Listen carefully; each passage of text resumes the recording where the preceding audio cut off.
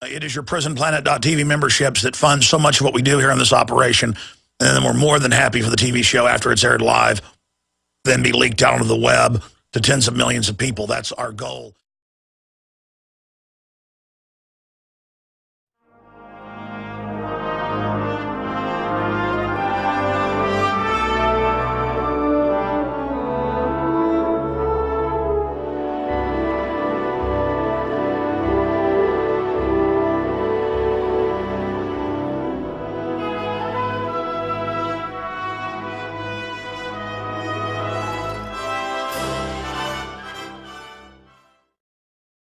Welcome to the Alex Jones Show. It is Tuesday, July 17th, 2012. This is Mike Adams, the Health Ranger, sitting in for Alex today on this truly monumental day of news that just stretches your construct of reality. It's so amazing. Let me give you a hint of what's coming up here. We've got, well, yesterday at the end of the Alex Jones Show, we had a caller, Chris from Oklahoma, who began describing his involvement in military gun confiscation of U.S. citizens in New Orleans. And he talked about the New Orleans Police Department, the NOPD, involved in some rather heinous crimes, including raping of women and other things. That set off really a firestorm of research here at the InfoWars studios in Austin, Texas. Last night, Rob Dew then had on InfoWars Nightly News a video compilation. Because, you see, so many people can't believe this is really happening.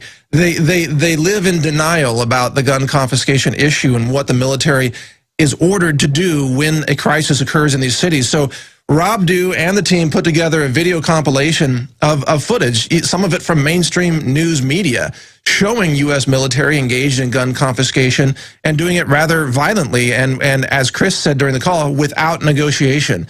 So we're going to feature that video clip coming up in just a few minutes to show that to you and remove any doubt in your mind that this is the plan. When there's a crisis, when there's an attack, a natural disaster, a bomb, a dirty bomb, a release of, let's say, a pandemic bioweapon of some sort, this is what's going to happen in the U.S. Have no doubt about that. But that's just the beginning of the show today. We have much more coming up as well, including an exclusive worldwide radio first of Blair Hamrick, the whistleblower from GlaxoSmithKline. He and his partner, Greg Thorpe, well, they were colleagues, I should say, ex-employees of GlaxoSmithKline. They initiated the whistleblowing suit involving the Department of Justice, turning over evidence to the U.S. government that eventually resulted in the largest settlement and the largest admission of criminal activity in the history of medicine, in the entire history of modern medicine, a $3 billion settlement with the Department of Justice. And he is here on the Alex Jones Show, joins us at 12:30 Central with an interview and to take some of your questions. And the details that he has ready to share with us will blow your mind. We're talking about bribery of doctors, kickbacks from doctors. We're talking about off-label marketing of drugs to children, even though they were never tested for children, never approved for children. All that and much more straight ahead. Also, the FDA has just been caught surveilling the emails of its own employees and scientists. This is a mafia type of surveillance, criminal thug racket type of operation that the FDA has just been caught doing. You know, instead of being transparent, they now have to be big brother to their own employees because they know their own employees are trying to expose the truth and expose the corruption and expose the criminality to the world, just like Dr. David Graham did over the Vioxx issue many years ago. And the FDA is now turning to what could be criminal type of activities to suppress and censor and intimidate their own employees. That's America today. It's not just the government engaged in gun confiscation of private citizens following a natural disaster. It's the FDA itself going after its own employees. Imagine that. We've also got information here, a Paul Joseph Watson article, the UN gun grab follows State Department plan, plus the breaking news coming out of Washington Times that says the Law of the Sea Treaty, that was the UN Small Arms Treaty, was part of that. This says the Law of the Sea Treaty is now dead. That's called LOST, L-O-S-T is the acronym for that. But we know, and you know if you're a regular listener, that even if Congress is not approving of something, the executive branch of government will bypass Congress and do the UN's bidding anyway. So all of that and much more, including G. Edward Griffin as a guest at the bottom of this hour. All that straight ahead right here on The Alex Jones Show. Stay with us. We'll be right back. Welcome to The Alex Jones Show, Tuesday, July 17th. We are continuing here. This is Mike Adams, the Health Ranger, sitting in for Alex today. I'm the editor of NashvilleNews.com. You probably know that. And Alex, of course, Infowars.com, where you can find articles on all these topics that we are discussing today. A huge show straight ahead. In fact, there's so much here. We've got military gun confiscation of U.S. citizens. That issue is high on the radar right now. We're going to discuss the Law of the Sea Treaty. Reports are that it is now dead because the U.S. Senate will not ratify it at this point. But if the UN passes it, could the executive branch, Obama in particular, bypass Congress and go ahead and say that guns should be confiscated from all law-abiding Americans? I'm talking about legal guns, guns that people bought with the FBI background checks, with concealed weapons permits, with ATF approval, Form 4 equipment, for example, all legal, but it could all be confiscated. Now, we've got much more coming up, but I want to give a shout out. If there was a caller at the end of the show yesterday, a military, active duty military or former active duty, Chris from Oklahoma, called in, and he had an astonishing story about gun confiscation in New Orleans. He and his teammates, his fellow soldiers, going in and doing very aggressive, kicking in doors, arresting people, taking their guns. I want to ask him to call back in. We're going to open up the phone lines and see if he's listening, want him to call back in, have him back on. Otherwise, if other people who have been in the military and who are involved, who were involved in gun confiscation drills or actual missions, we would invite them to call in as well. We'll be taking your calls later on in the show. We've got G. Edward Griffin coming up at the bottom of the hour with some additional information in all this realm of global control of the situation. But first, we're going to introduce a video compilation. For those of you who don't believe what we're talking about, that this kind of gun confiscation is actually going on in America, Rob Dew and the Infowars nightly news crew put together a video compilation that will blow your mind. And this includes some clips from the call yesterday with Chris from Oklahoma, plus some mainstream news footage that actually shows this going on, kicking in doors, screaming at innocent citizens, taking their guns and leaving them wide open to violent crime in their areas hit by natural disasters. We're going to go to that video clip right now, and then we'll be right back after that. Take a look. Guns will be taken. No one will be able to be armed. We will take all weapons. Today in New Orleans, they got a lot tougher on the holdouts. Police department at your home! Not only the flooded areas, but New Orleans' driest and wealthiest neighborhoods, too. Police department! The police and National Guard going street by street, house to house, sometimes entering open houses with guns drawn, and instructions to disarm anyone inside. Let's go to Chris in Oklahoma. Chris, you're on the air on the Alex Jones Show. Thanks for joining us. Hey, Health Ranger, how's it been? Good. It's good here, man. How about yourself? Oh, pretty good, pretty good. I was with the 45th Infantry Brigade and Delta Company, 1st of the 279, 2nd Platoon. During Hurricane Katrina, I'm kind of calling it in on yesterday's subject. I'm sorry about that. It's all right. But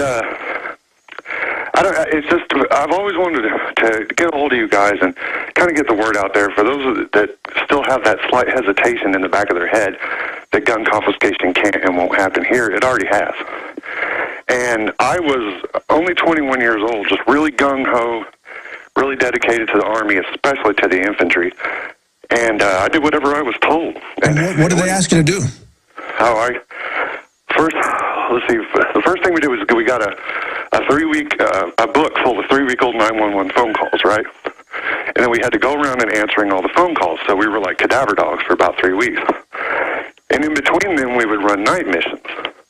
And here's the thing. A lot of people may think that they'll see this on the news or they'll have time to get ready when the crap hits the fan or whatever. It's just, it's a truck, you know what I mean? It's a group of trucks. They pull up, they stack right on your home, as we did, and we broke entry. Yeah, we would yell out, Oklahoma Army National Guard, is anybody in need of assistance? But that's as we were booting in the door. Oh, wait a minute. It sounds like you weren't part of the Oklahoma National Guard. I mean, you were U.S. military. Yeah, I was activated. I think about a week after Katrina, I was watching it on the news, and Sheriff Kamiko of Fox 23 told me before my unit even got a hold of me that I was going to New Orleans. Wow. We got sent in, and we were the very, very first boots on the ground. Alpha Company. And you were confiscating firearms? Left and right, yes. And we were also monitoring the New Orleans police because we kept having, like the first day we had this little beautiful redheaded lady come up. All right, wait a minute. We're almost out of time. Will you stay on the line for us, please? I want to continue with you on the other side. Stay on the line with us. This is fascinating. We're going to continue this right here on the Alex Jones Show. We'll be right back. That happened today in this wealthy neighborhood where homeowners had armed themselves to protect their mansions. Residents were handcuffed on the ground. In the end, police took their weapons but let them stay in their homes. They were a little bit threatened because our weapons were bigger than their weapons. Chris Montgomery says he'd rather be in Iraq than patrolling American neighborhoods. Walking up and down these streets, you don't want to think about the stuff that you're going to have to do. Somebody pops around the corner. Let me shoot in America. Yeah. We have Chris on the line from Oklahoma relating a story about gun confiscation in New Orleans and that entire region following Hurricane Katrina several years ago. And Chris, go ahead. You were describing how you and your team were kicking in doors and confiscating firearms from people. Did anybody resist? Did anybody ever shoot back? What happened? Well, we had a couple of people resist verbally, and they got stuffed and cuffed very violently. We throw them in the back of the 5-ton or the deuce and a half or whatever, and then we take them out to the Greyhound bus station, which was the police station at the time. We, like what I was saying, like before we came up, or before the break, I think it was like the second day we were there, this redheaded lady came up to our platoon's area, and she sat, or to our company area, she sat on the curb with her knees in her chest, just rocking back and forth, crying uncontrollably.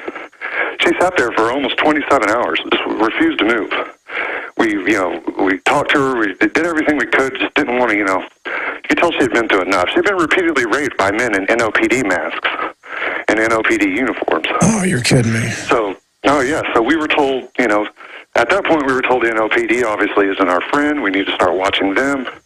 The FBI had us out there at Cooter Brown, which is the NOPD Sheriff's Brothers Bar.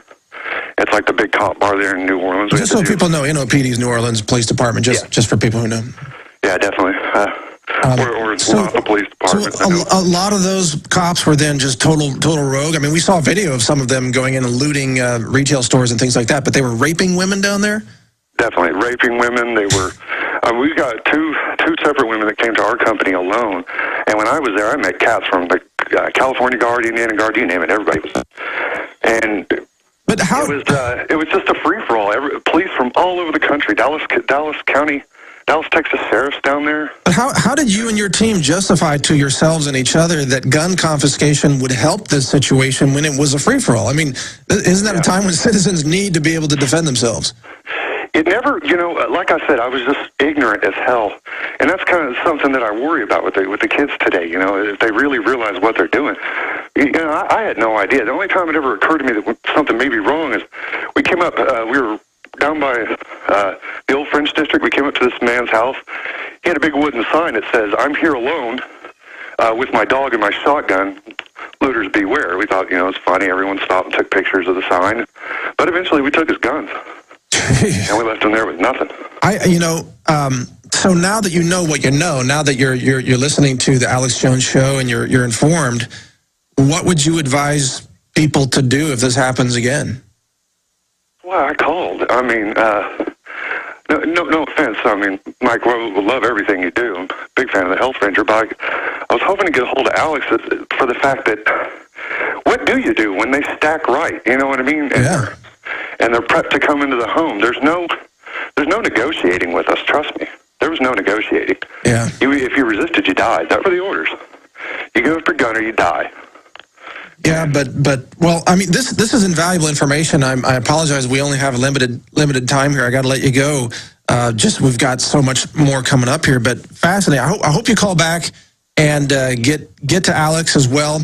I'll pass on this conversation to Alex and let him know. But that's some frightening information, and I just hope that the military that the members of the military say no. They refuse to engage in gun confiscation because no doubt there could be outbreaks of violence and a lot of needless death and bloodshed if that happens. But thank you for your call, Chris. That's very concerning. It was traumatic. All of a sudden, they were banging on the front door, the side door, and the back door. And they said, let us in. I'm saying, look at all my food. I got plenty of food. They kept pushing me back, and ended up like this. Then, Patty showed them a small revolver she was carefully holding in the palm of her hand. A camera crew was there to capture what unfolded next. I said, it's not even loaded. And I dropped it on the floor. You got a gun. Well, they punched me in the face. Look at my black and blue marks. Look at... You said guns will be taken. No one will. Okay, wow, there you go. The footage, a compilation from InfoWars Nightly News, put together from mainstream media sources, plus our interview yesterday with Chris from Oklahoma, who we want to encourage to call back in at 1-800-259-9231. Plus, we're going to be taking calls later during the show. And by the way, I am just emotionally hit by all this as well. When you see this going on, that woman that they just showed just had a revolver to protect herself from looters or home invasion, and they punch her in the face, they throw her against the wall, and take her gun and leave her there defenseless in a situation where the looters are running rampant. This is America?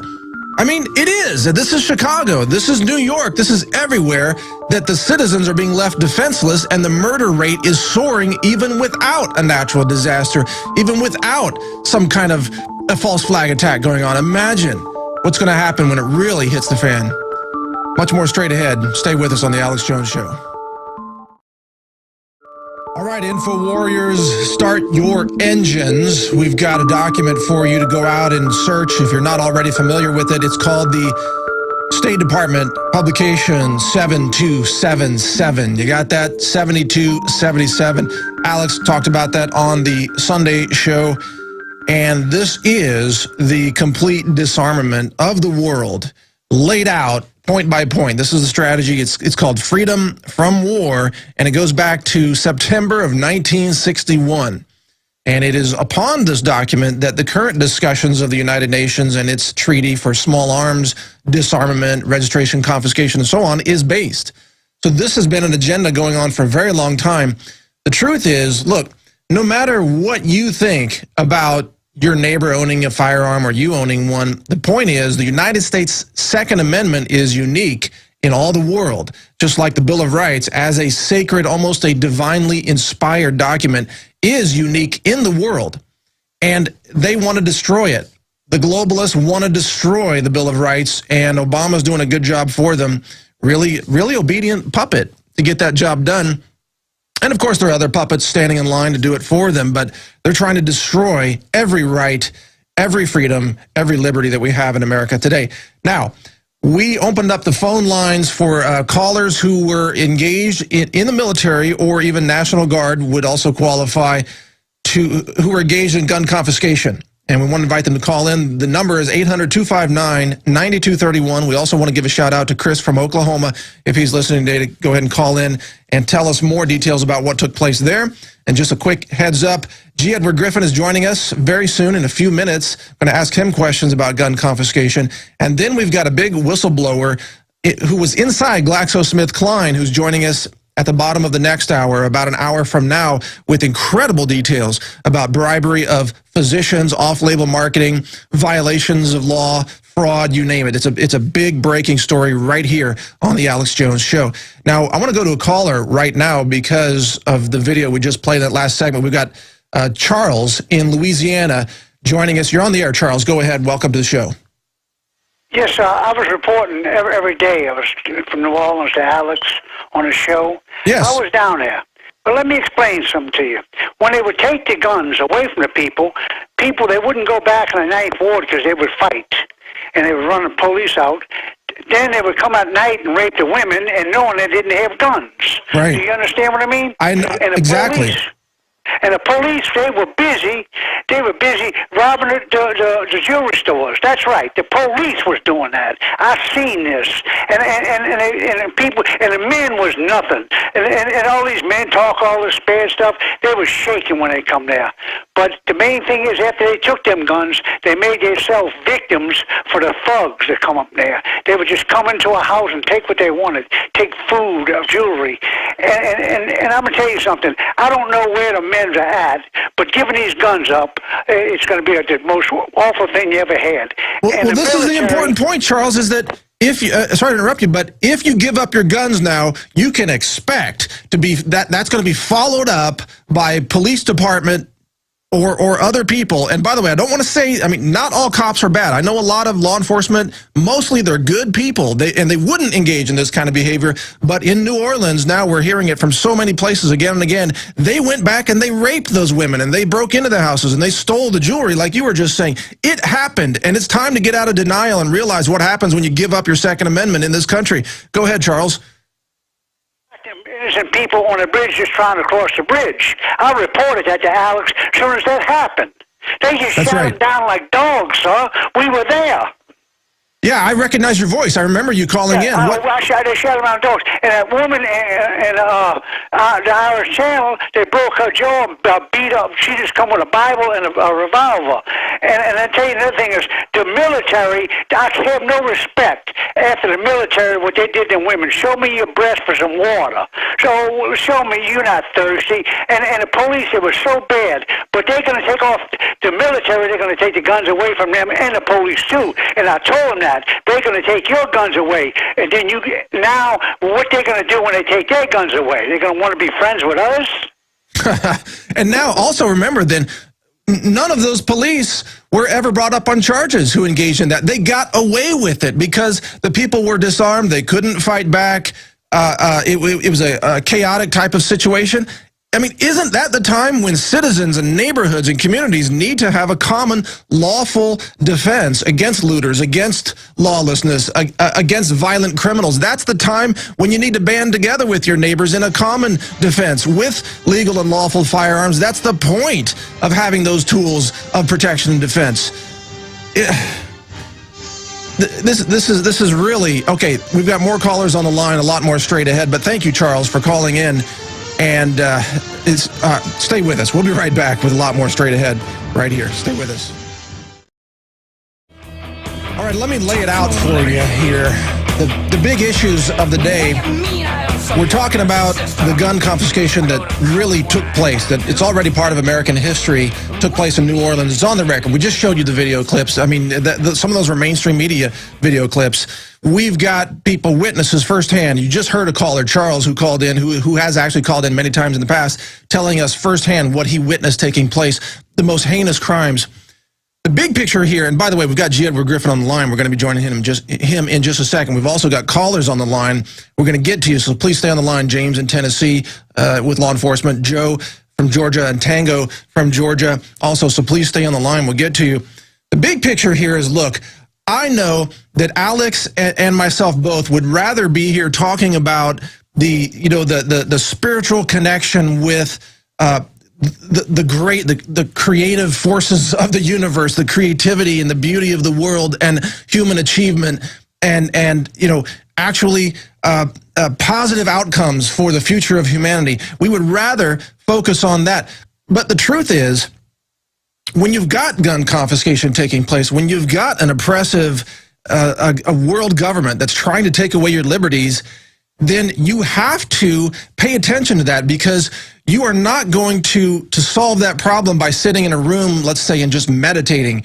The gun confiscation, the Federal Reserve, the printing of currency, the stealing of your economic prosperity, the taking away of your rights, these things are real. And even though we don't want to dwell on them because we don't want to stay in that area, we do have to beat them.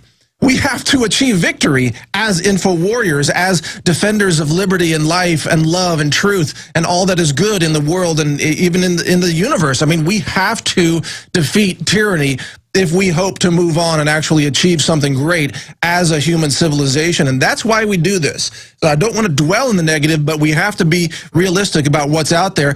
And this is going on. You know, Obamacare is forcing you to do business with monopolized criminal pharmaceutical organizations. It's in your face. The gun confiscation is really happening. The NOPD really did go out there and rape women after taking the guns away from the families so they were defenseless. So it's real. We can't live in denial. If we hope to achieve greatness, we have to beat the tyrants, we have to restore liberty, and that's the only way that we can actually achieve greatness as human civilization and protect the future for our own children and grandchildren as well. Now, with more comments on that, big picture view is, of course, Ed Griffin. He is really one of the pioneers of the liberty movement. RealityZone.com is one of his websites. He joins us now by phone with his comments on what's happening in the world today. Ed, thank you for joining us here on the Alex Jones Show. What's on your mind today? Well, thanks a lot, Mike, for inviting me. What's on my mind? Well, I feel rather schizophrenic this morning. Everything at once is all on my mind. Somewhat like you, I appreciated your comments that we would rather focus on the more pleasant aspects of life, but the reality is in your face, as you said. Good analogy. While you were saying that, it reminded me of the fellow that was on death row in prison, and he was sentenced to be electrocuted in the morning, or hung. Let's just say hung. And he wasn't very happy about the idea. He was in his cell. He was dejected. This was the end of his life and everything. And the guy in the cell across the way said, "What's the matter? Why are you looking so dejected?" And he said, "Well, I'm going to die here in a few hours. They're going to hang me." And so the other fellow said, "Well, look at the bright side. You still have your health." Oh, my, little gallows humor there. Well, yeah, that's kind of how I feel, because sometimes people say, "Oh, you're so negative. You're always talking about these bad things. Why don't you look at the bright side?" You know. And I'm so tired of hearing that from people. It's like, what, if your neighbor's house is burning down, you shouldn't tell them. Right. You shouldn't call 911. Just let it burn down. Don't be negative. Don't tell the truth about something bad happening. Yeah, exactly. And it's ridiculous. I call it the Jiminy Cricket mentality. You know, the song, "If you wish upon a star, no matter where you are, it'll all come true if you just wish, wish, wish." And we kind of teach that to kids, that if you're good and you're pure and your intentions are correct, and everything will work out just fine because you're good. Well, the fact of the matter is, we live in a world where there are a lot of people who are not so good. And as a matter of fact, the criminal mentality tends to gravitate into positions of power, because that means that they, government power in particular, because they figured it out a long time ago. Why should you fight the government when you can be the government? Absolutely. What are you seeing in terms of the trending of criminality? Because one of the trends that's becoming very obvious to info warriors and all of us who fight for liberty is that in the last even just 5 years, there seems to be an acceleration of just the outright criminality, thuggishness of government, not just federal, but I mean at local levels too. Look at California, look at Chicago. Well, I guess Chicago's always been steeped in corruption and criminality, but is it really getting worse in your opinion? Well, yes, it is, because I think there's almost a mathematical relationship here. This is a social event happening, but I think there's a lot of mathematics in it, in the sense that the reason that all governments eventually evolve into criminal syndicates is because we give them power, and power is a magnet. Power is a magnet that attracts the criminal mentality, the predator class. And so the more power we give to government, the more inevitable it becomes that magnet gets stronger and it attracts more and more of the predator class. And finally, we just have basically a government that we thought was of the people gradually evolved into a criminal syndicate. So, yes, there's a mathematical relationship. The more power we give to government, the more we create a criminal environment. Well, yeah, look at the UN, where you have total diplomatic immunity. So anywhere that you have total immunity, you get complete and utter corruption. Of course. Runaway criminality. Yeah, that's it. So once people connect the dots and realize that there's a cause for this criminality, it's not just because, it happened that way. There's a cause. It's that relationship between the power that we tolerate government having. In fact, we often become, when I say we, I mean the people in general, not you and me, of course, but in general, the population has been conditioned to think that no matter what problems we have in society, the solution is to give more power to the government. And so we create this environment. We are creating ourselves, creating this magnet for the criminal class.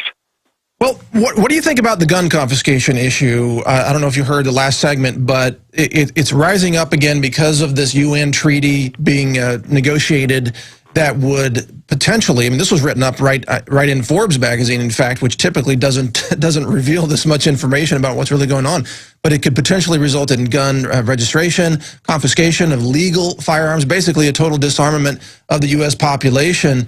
Of course, they deny that that's what the treaty would do, but if you read between the lines, that's what it actually could do. What are your thoughts on that issue, Ed Griffin? Well, that pretty well summarizes it. They do deny it. They always deny the negative consequences of their programs. They like to talk about their measures in glowing terms. I mean, this. They don't call it gun confiscation or gun control. You know, they call it a disarmament, reducing crime, and they like put things like, you know, crime reduction program and that kind of thing. Well, of course, but of course, the greatest armed criminals, I should say, the most severe, the worst armed criminals are the government themselves. Just look at history, look at democide figures of death by government. So what the mainstream people are missing is that it's not gun disarmament. It is a movement of all firearms out of the hands of law-abiding citizens into the hands of the most centralized, corrupt, power-hungry groups of all, which is government. That's the thing. That's the message that doesn't get through to people for some reason. Yeah, because the media and the confiscators are always talking about criminals. They're always talking about taking guns away from criminals and, you know, reducing accidental deaths and injuries. That's the total focus. That's the limits of the debate. No one's allowed to discuss the real purpose of the Second Amendment. The Second Amendment was not added to the Constitution by our forefathers to protect the citizens against crime. It was added there for one purpose, and that's to protect them from totalitarian governments. Yes, yes. Their own governments. They were leery that their own government might someday become tyrannical, and so therefore they said the people must be armed so that the people will have the ultimate control over their own government. Well, who talks about that today? Well, maybe we should support disarmament of the government. I mean, we should put, you know, hey, I'd feel a lot safer with firearms in the hands of sheriffs and sheriff's deputies all across the country and not in the hands of, let's say, some renegade ATF agents. Not that they're all bad, but there are a lot of renegade ATF agents out there. But how about this? Are you willing to take a call from a police officer who's on the line? Why, sure. All right, let's go to James in Tennessee, law enforcement. James, you're on the air here with Mike Adams and Ed Griffin. Go ahead, sir. Yes, sir. How are y'all doing today? Doing good. What's on your mind? Well, you made a statement earlier about all police officers not being bad, and I think that's pretty much common knowledge. There should be anyway, and Mr. Griffin knows that. I happen to have been in for a little while. I'm not as old as some of the guys that I work with. But most of your younger guys are the ones that are coming back from Iraq and Afghanistan that are coming into the police forces and the sheriff's departments. You know, they have programmed these guys, and not all of them, but I've run into a few, and you know, I was saying that some people just can't be reached. they've effectively walled them off, and that will be one of the biggest threats that I see. So what are you saying, that they come back with a mindset of just do anything and kill, and it's like they can't think for themselves, or what exactly? How does that look to you when you see these guys? Well, you know, it's really weird because, you know, being raised in a law enforcement / military family, so to speak, over the years, you see these guys and you think, you know, when I got into the business, it was God family country, or God country family, and that kind of thing. You want to do good by your fellow citizens and your brothers and sisters, and that seems to be missing. That seems to be the element that's missing, is just a compassion. You know, they've been desensitized, I guess you might say, to killing. Yeah, no kill. And not that they're all running around saying that, but you can pick up on those little nuances when you get into certain situations. You know, they may be a little quicker to shoot than, you know, use the 40 cal they got on their hip instead of the taser, or something of that nature.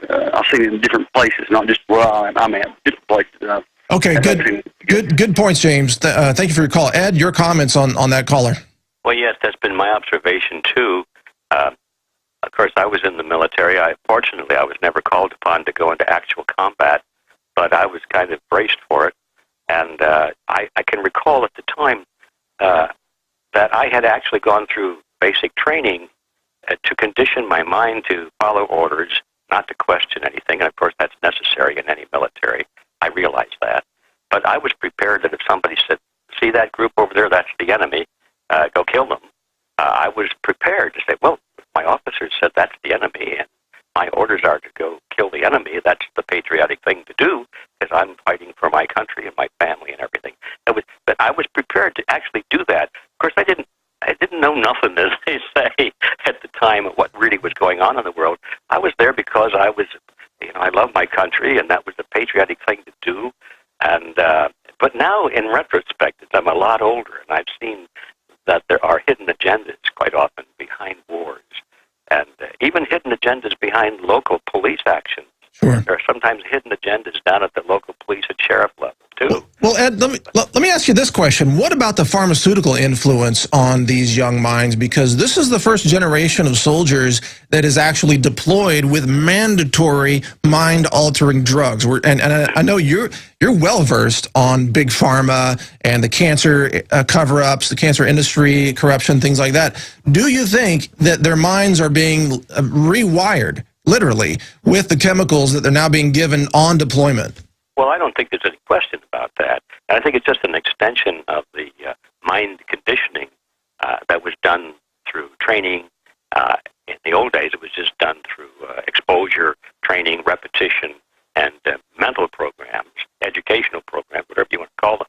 But now they've added the element of drugs themselves. And gosh, it's a frightening thing because I know that most of these shootings that we find in schools, they're done by kids that have been given these SSRIs and antidepressants. Right, yeah. They're all supposedly attention deficit disorder kids or something like that, and this just blows their minds. It pushes them over the edge into either suicidal or homicidal. Well, it's not unusual today for a soldier to be on 6 different pharmaceuticals during active duty, and you notice sometimes when they go crazy and they kill a bunch of civilians out there in a local village, those people are almost always on psychotropic drugs, and usually sometimes half a dozen, like a chemical cocktail. But you got to think maybe they come back and they are so detached that they can't even see what they're doing to their own brothers and sisters, their own neighbors in their own country anymore. Right. That their mind, they're incapable of coming to judgment, independent judgment, and they've been trained to do that. They've been conditioned to do that, and I fear those people, but I also feel sorry for them. Sure. Nevertheless, if they're ordered to come over and pick you and me up and throw us in the truck and take us out wherever we have to go and eliminate us, that's what they would do. They would absolutely do that. Let's go to another caller who's on the line, and I'll ask for your comments. Ed, Tango from Georgia. U.S. Army is the designation I'm getting here. Tango, go ahead, please. You're on the show. What's on your mind? Well, thanks for taking my call, first of all. One thing I did want to touch on real quick is sort of on subject. When you join any military service in this country, you take an oath, and it's an oath that I think these kids nowadays need to remember. You take an oath to protect the people of the United States and the Constitution of the United States against all enemies, foreign and domestic, and that's something that I take very seriously. When I was, first in, it really didn't hit me as hard as it did when I was out. I battled with depression for about a year once I got out from the withdrawal from the drugs you all were just talking about. I was suicidal for a long time. But I'm over that now, and I'm trying to get the word out there. I also worked for a security company just recently, and this is to touch on another subject about the TSA outsourcing to private security companies. That just happened to the company that I worked for. I just quit yesterday. I told my boss outright that it was against my moral compass to do such a thing. Wow, you're rare then, because most people just go along with the tyranny. Absolutely not. No, I'm over it, man. I'm ready to take up arms, to be honest with you. And I hope there are a lot of other ex-soldiers out there just like me who are ready to do the same and fight for this country and for the ideals that the Founding Fathers tried to instill. But, I mean, I've also been witness. I mean, I was stationed at Fort Benning. I've been witness to these drills that y'all are talking about, the weapons confiscation drills. I've been witness to the land seizure drills where the terrorists, the so-called terrorists, quote-unquote, are men dressed in overalls with John Deere hats. Right, right. You've seen it firsthand. It's a lot of good information. Let me ask for Ed's comments on what you're just saying there. Well, I haven't had that firsthand experience in the military, but I know it goes on. And yeah, so the impact is on the young soldier that's being recruited, and he's being told that he's serving his country by learning how to do these things. He's impressed by that. He gets a paycheck, and if he does his job well, he gets a medal for his hair on his chest. All right, we got to go to break here, Ed. What else is there? Stay with us, please. More continuing straight ahead here on the Alex Jones Show with Ed Griffin and calls of military and law enforcement with knowledge of gun confiscation. Stay with us. If you're just joining us, this is Mike Adams, the Health Ranger, filling in for Alex today. Thanks for continuing with us. We've got G. Edward Griffin on the line from realityzone.com, one of the top freedom fighters and liberty advocates in our world today. We've had callers who are active duty law enforcement and military giving us information about gun confiscation. We've got other callers on the line, but I want to ask Ed this question. There's an event coming up August 18. It's called Lemonade Freedom Day 2012. This is brand new. I don't think anyone's covered this yet. The website is lemonadefreedom.com, and this is an attempt to show that selling lemonade from your lemonade stand should not be a crime, as it is being increasingly considered by law enforcement all across the country. Ed Griffin, your thoughts on lemonade freedom? Well, I like the idea. I like the fact that there's enough indignation out there at the grassroots level for people to even consider that. But, you know, I have to say that putting yourself out there and saying, come arrest me for selling lemonade, as much as I admire that, I would like to think that people will put in an equal amount of effort and time and money to try and re-elect those stupid local politicians that pass ordinances like that and get to the root of the problem, which is it's not that the police are being told to go enforce stupid ordinances, but it's because stupid ordinances have been passed in the first place by collectivists who don't understand what America is all about. So I always try to go to the source of the problem, not the problem itself. And the source of the problem is that we're electing the wrong people. I agree with you, completely agree. And I'm trying to understand, what is the mindset of those who think gun confiscation from citizens is a great idea? Because let's face it, there's a significant percentage of the country that somehow believes that. What do they imagine, that when all the people are disarmed and only the government has all the guns, that they're going to be safer? How do they think that? They actually do. I have some personal friends that I just think the world of them. They're very nice people, but that's their attitude. They think every time something happens, there's an accident, a little child gets killed by a gun accidentally, or some shooter goes into a school and kills a bunch of kids, they focus on that and say, look, you see, the problem there with guns. If those people didn't have guns, they think, well, none of these crimes would take place. And they might be right that some crimes might not be committed if there were no guns out there, but there would be more crimes committed if there were no guns out there. I have a little slogan I've used for years. I say, you know, guns are dangerous. People get killed with guns. You know, guns, there are accidents with guns. Guns are very dangerous. The only thing more dangerous than having guns is not having them. Well, and also I love how people who think we should all be disarmed, when they have a problem, when they have an intruder hiding in the bushes outside their house, what do? They pick up the phone to call men with guns to come solve their problem. Yeah. You know, I just say take out the middleman. Let's do it ourselves. We're here in Texas. We can defend our own homes against crazy people and looters. I mean, that's an American right. Yeah. Well, you see, they like to paint people like you and me as some kind of wild killers under the skin. Yahoos. Just hardly wait to kill somebody, you know. Oh, right. Yeah. Well, I fired a lot of guns when I was in the military, a little practice since I came out, and they kind of jar me a little bit, but I think they're very important for every family to have. You know, just the great equalizer, as they say. Well, yeah, this is what gives a 110-pound grandma the ability to stand her ground against a 250-pound thug who wants to steal her purse. That's right. It is the great equalizer. Well, Ed Griffin, I really appreciate you being on the show today. Ed Griffin from realityzone.com. Check out his website, folks, to learn more about his philosophies and lots of information. Ed, great to have you on. Thanks for joining us. Thanks a lot, Mike. Talk to you later. Yeah, you bet. Bye. Great freedom champion right there, folks. There goes Ed Griffin. And we'll be back here on the Alex Jones Show. A lot more straight ahead, including an interview with a big pharma whistleblower in the next hour. Don't go anywhere. We'll be right back. We are into the second hour. Thanks for joining us yet again. This is Mike Adams filling in for Alex Jones. An honor and a pleasure to be here. And it is Tuesday, July 17th, 2012. Just had a great segment with Ed Griffin there and a lot of talk about the gun confiscation that has already taken place in America and that could take place in the months ahead if anything goes down out of the ordinary. We've got callers on the line. If you'd like to join us, we're taking calls today from military and law enforcement personnel who have firsthand knowledge and experience of gun confiscation, either drills or active missions. And that 800 number is 1-800-259-9231. Yes, I finally got that memorized after reading it off the sheet for so many times.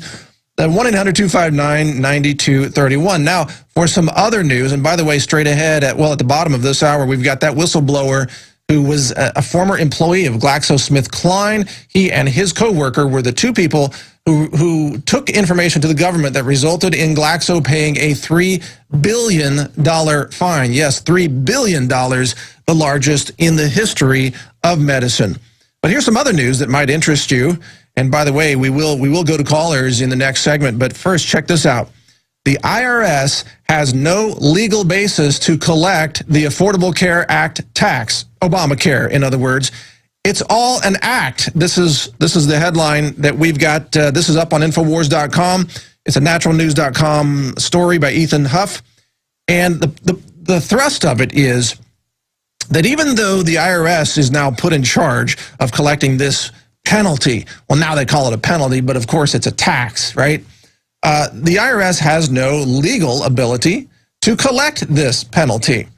And in fact, all they can do is send you threatening letters and try to intimidate you into voluntarily paying it. How's that for interesting? I guess some people would argue that the entire income tax is voluntary, but that's probably a whole different show. In any case, the only way that the IRS can actually get this money from you legally under current law and regulations is to take it out of your withholdings. In other words, to not send it back to you. So this is another great reason to not have the IRS take as much money out of your paycheck every month and then send you back a refund at the end of the year, because that's how they can then have leverage over you for the Obamacare penalty. Now, I'm on the record saying that I refuse to participate in this. I refuse to buy health care in the corrupt mafia medical system. I refuse to pay the IRS this penalty. But I guess they're just going to probably take it out of my withholdings and there's nothing that I can do about it. That's the reality that we're facing in America. But I will not voluntarily participate in this corrupt criminal medical system. That's bottom line. If they take it out of my filings, because I do file taxes, that's a battle that I don't wish to deal with right now. You know, I'm not a tax protester person. So I do pay taxes. If they take it out, then I guess I just have to write it off as another loss to the corrupt police state for a service that I will never use, because I don't go visit doctors. I'm in perfect health. Here's my medicine right here. You see this? I'm famous for bringing these jars onto the show. This is my superfood. This is what I eat. It's high mineral nutrition, phytonutrients, plant-based nutrition, man. This is what keeps me going. This is why I'm healthy, why I don't have diabetes. Just for those of you who may not know me that well, I used to be borderline diabetic, type 2, right on the edge of it. I used to be borderline obese. I used to have chronic pain. I used to have depression and high cholesterol, all those things. That was like, I don't know, 12 years ago now. And how did I get healthy and stay healthy? It's nutrition. It wasn't doctors. It wasn't Obama's healthcare system. It wasn't vaccines. I haven't been vaccinated in well over 20 years maybe now. I don't know the exact number. And I wish I was never vaccinated, frankly. But, you know, if God wanted us to have vaccines, he wouldn't have given us an immune system, right? All right, a lot more. Stay with us here on the Alex Jones Show. We'll be right back with more calls and more news straight ahead. Stay with us. We are well into the second hour here on the Alex Jones Show. Mike Adams, the Health Ranger, editor of naturalnews.com, filling in today. And of course, we're at the Infowars.com studios here in Austin, Texas. Thank you for joining us. It's always great to be here and to reach out to you with all this incredible information. I always love Infowars callers, too. They're so well informed. You know, if there's anywhere that I would want to just hang out with really cool people, it would be at an Infowars event, because I know you could just talk to people about reality. You know, you don't have to deal with delusions. You don't have to deal with people who are uninformed. It's just talking about reality. And that's sort of what I left off with there in the last segment is this quote that I'm fond of saying. You know, again, if God wanted us to take vaccines, he wouldn't have given us an immune system. And there's a lot of people find that funny, but it's true. You know, why do you have an immune system? Because you're supposed to survive. You're supposed to have that blueprint for health and vitality. And you're supposed to feed it right with nutrition, with minerals, with vitamins and nutrients and real food, not with GMOs and vaccines and chemicals and hormones and antibiotics and all those things. I don't mean to segue into health too much because we've got so much other news here, but it is important. And by the way, I prepared another quote, and see if we can show that on screen for the PrisonPlanet.tv viewers. Another quote, because I believe in divine truth, divine rights. Here's another quote I put together. If our Creator did not want us to be free, he would not have given us free will. Now think about that for a minute, and think about the Constitution, the Bill of Rights, the divine inspiration of those documents. Why is the First Amendment a divine right? Why is the Second Amendment a divine right? You might be asking, whoa, how can that be a divine right? Well, look around you. Look around you in nature. If you go see a cactus plant, for example, that cactus plant has its own Second Amendment rights, the right to keep and bear spines. And the spines protect the little cactus plant from predators. And the spines are nature's way of saying, leave me alone, let me just grow here in my own space and mind my own business. And that is common throughout nature. You see defenses in plants and animals and so on. It is a divine truth to have the right to defend yourself, to protect yourself, your family, your children, your community, your neighborhood. That is a divine right. It is granted to us by our Creator. It is not something that we have to go begging the king to give us because he feels like we should have it for that day or that week or that year. It is a divine right, and it cannot be taken away from us, and free speech is the same way. It's a divine right to have that freedom of expression. You see that again reflected throughout nature, in plants and animals, and in just patterns of nature throughout the cosmos. Freedom of expression is really a reflection of the intent of God and the Creator. I'm not going to get preachy on you here. I just want to share that, you know. There is a divine element behind everything that we do here. When we talk about freedom of speech, when we talk about the right to defend yourself against aggressors and against violent criminals, those are divine rights, and we will not give them up. Not under any circumstances. If you're an info warrior out there and you enjoy this show, remember, we do not give up these rights. We do not surrender what is divine in our lives. Oh, they're showing some cactus right there on the screen. Yes, some succulents on screen. Thank you for that, for PrisonPlanet.tv viewers. All right, I want to go to some more callers right now. I've got tons of other news, but I actually think the callers are more important than this other news right now. So the phones are all, wow. Okay, let's go to Chad in Long Island, former Army. Chad, thank you for your call, and you're on the show here on the Alex Jones Show. Go ahead, sir. What's on your mind? How you doing, Mr. Adams? I'm doing great. Thank you for calling in. Great to hear your voice. Great to hear you, sir. One, I just want to say to all the veterans and all the police and all the first responders, remember your oath. That's number one. Number two, how can you vilify a tool? That's like a carpenter saying a hammer's bad because he hit his hand. A gun is nothing more than a tool. It's the person that uses it is evil, not the tool itself.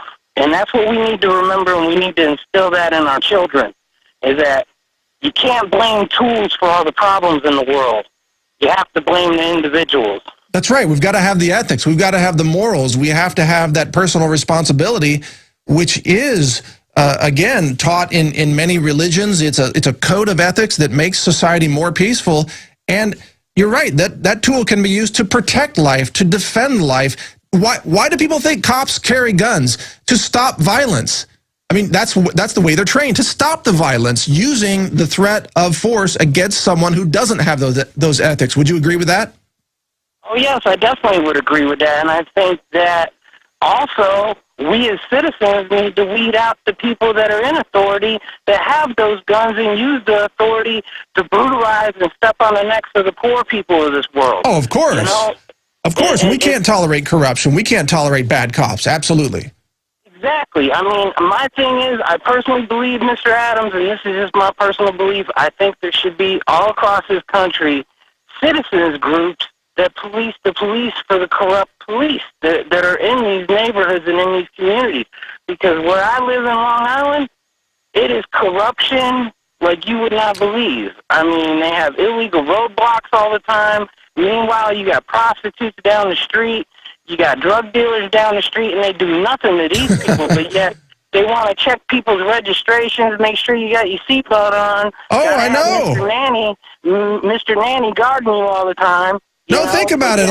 Like in L.A. County or Ventura County in California, they use the sheriff's deputies to go out and raid at gunpoint the raw milk sellers.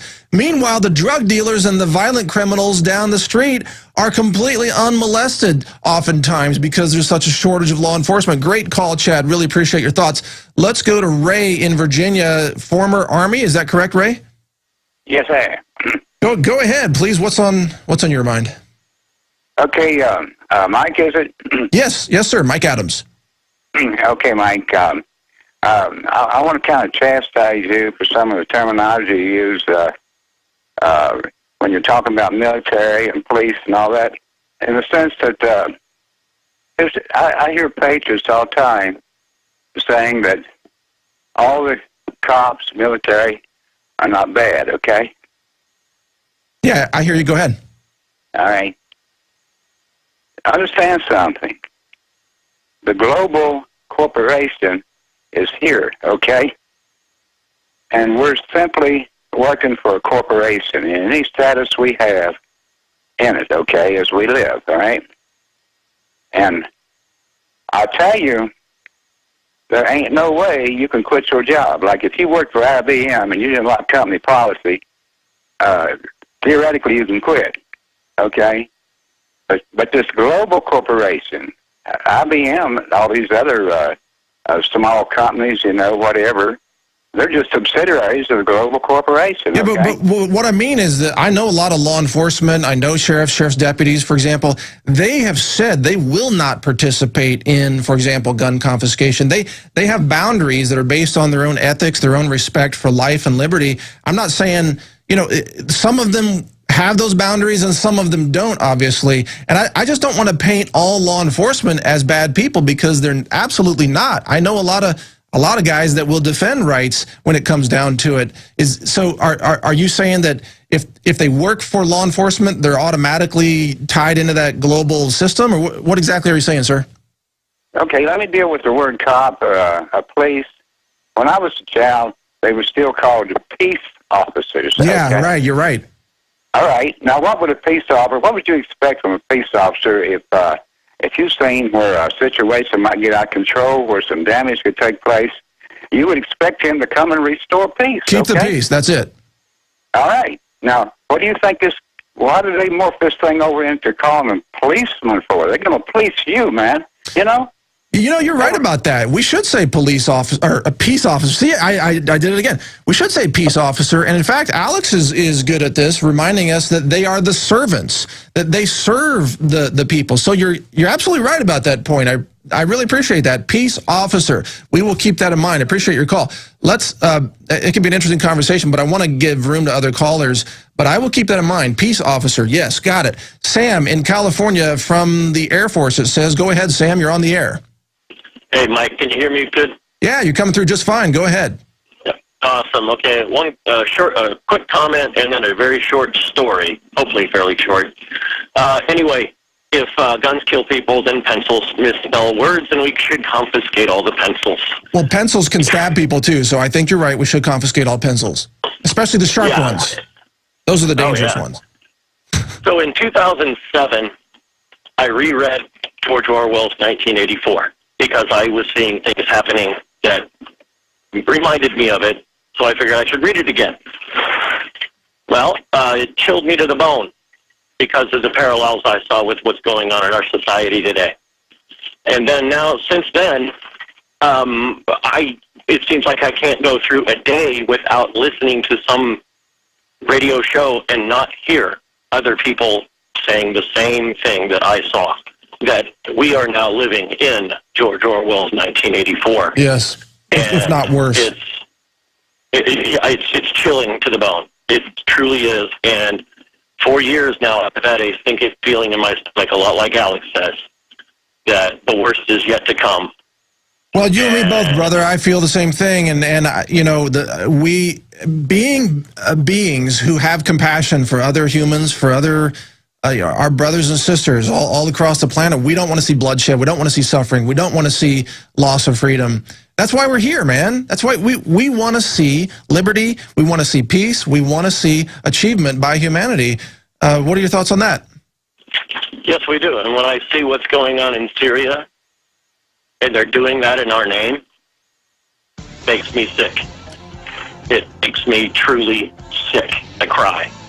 Yeah, it makes me sick too. I mean, war is sick. It is a sickness. It is a psychosis of power-hungry tyrants who run the world governments. And I appreciate your call. We got to go to break here. But you're right. War is the desire to have power and dominion over others is a kind of mental disorder. Maybe we should have a new FDA pharmaceutical and treat that. I'm joking. But we'll be right back. Stay with us, okay? Right back. You know, I was really struck by the linguistic reminder of one of the previous callers. He's exactly right. We've got to be careful about what language we use, because that language goes right into your brain and becomes a kind of truth. Your brain interprets language and makes it real even when it's not real. And this is why we get phrases. I wrote down some notes during the break. This is why we get phrases. Oh, and by the way, if you're just joining us, this is the Alex Jones Show. This is Mike Adams filling in for Alex today. He'll be back tomorrow, by the way. But one of the phrases we often hear in the mainstream media is, of course, gun violence. This is a linguistic trick. It's trying to link guns with the word violence. But was there actually gun violence? Is there such a thing? Violence has to be an act with an intent. And a gun can't have any intent because it has no free will. So you don't see, for example, if there's a machete type of massacre somewhere in some other developing nation, you don't hear them come on the air and say, whoa, there was these people were victims of machete violence. Or if somebody gets stabbed with a knife, you don't hear on the news, oh, there's knife violence. You don't hear that. They only use that phrase for guns. But they don't report all the people that were protected by them. So what about the phrase gun protection? So instead of, you know, what about, let's say, an elderly person, Mrs. Parkerson, whose the break-in to her house was prevented by a neighbor with a concealed carry permit, and Mrs. Parker was therefore a beneficiary of gun protection. You never hear that on the news. That's not news. They won't report that. Even though that happens maybe, who knows, hundreds of times more often than somebody actually becoming a, quote, victim of being shot by somebody with bad intent. So we got to watch these words. So gun violence is a brain trick. That phrase is a trick. And gun protection is actually far more common. Now, some other terms, of course, is peace officer, like the caller mentioned. He's right about that. Instead of law enforcement, we should refer to them as peace officers.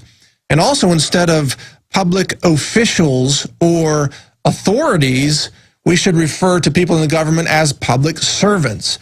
So you got that? These are the three phrases that I want to encourage us all to use, all of you listening out there who want to be informed and tell the truth using accurate language. We have gun protection when firearms are used in the protection of life and property, and that happens very often. We want to use the phrase peace officer to refer to cops, police, law enforcement, and so on. Peace officer. And then we want to use the phrase public servants when we're talking about bureaucrats, authorities, you know, enforcers of codes and things like that. But of course, again, on the mainstream media, you're going to get the spin of all this. You're going to get gun violence. You're going to get police officers, like they're supposed to police you, and then you're going to get government authorities as if they are the authorities over you and your life. It's all an act, okay? It's all just a facade, a linguistic little mind trick that they use to try to convince you that something is real when it isn't. The truth is that your rights are granted to you by the Creator. They are described by the Bill of Rights. They are then selected powers are delegated to a government for the sole purpose of serving the interests and the protection of life and liberty of the people. That's the way it works. And anybody who tells you otherwise is psychotic, insane, crazy, evil, deceptive, trying to trick you, trying to take your power, trying to take your money. Anybody who says the government is the powerful entity and then they grant you, the people, rights, that person is a dangerous person and doesn't belong in America, period. They should leave the country, go to some communist regime, go join North Korea for all I care. You can give up your guns, give up your free speech, give up your rights. You can go to North Korea and live in a country where the barbed wire keeps you in. And you can worship the latest version of Kim Jong-il, whoever that happens to be, generation after generation. Yeah, just bow down on the ground, lick their boots, and do your little fake cry for how much you love living under total tyranny. Otherwise, if you want to live in America, you should honor American rights and values and that sacred freedom and liberty that makes America great. And there's no more excuses for any of it. I'm tired of the linguistic mind games. I'm tired of the doublespeak from Obama and Romney, the same. I'm tired of just the lies that keep coming out of Washington. It's just too much. I'm just sick of it. So let's tell the truth, and that's what we practice doing right here on Infowars.com. And, of course, I'm happy to be here and be part of that. Now, coming up after the coming break, we've got a great truth teller, a whistleblower, a former employee of GlaxoSmithKline, the company that just pleaded guilty to criminal fraud and ended up paying a $3 billion fine. Yeah, billion to the U.S. government. Kind of wonder where that money goes, by the way. Who gets the $3 billion? Whose budget does that go into? They don't tell you that. But anyway, we're going to have an interview with him, Blair Hamrick, coming up right after this break. Lots of incredible details about the bribery of doctors and much more. It'll blow your mind. But don't go anywhere. We'll be right back. Stay with us.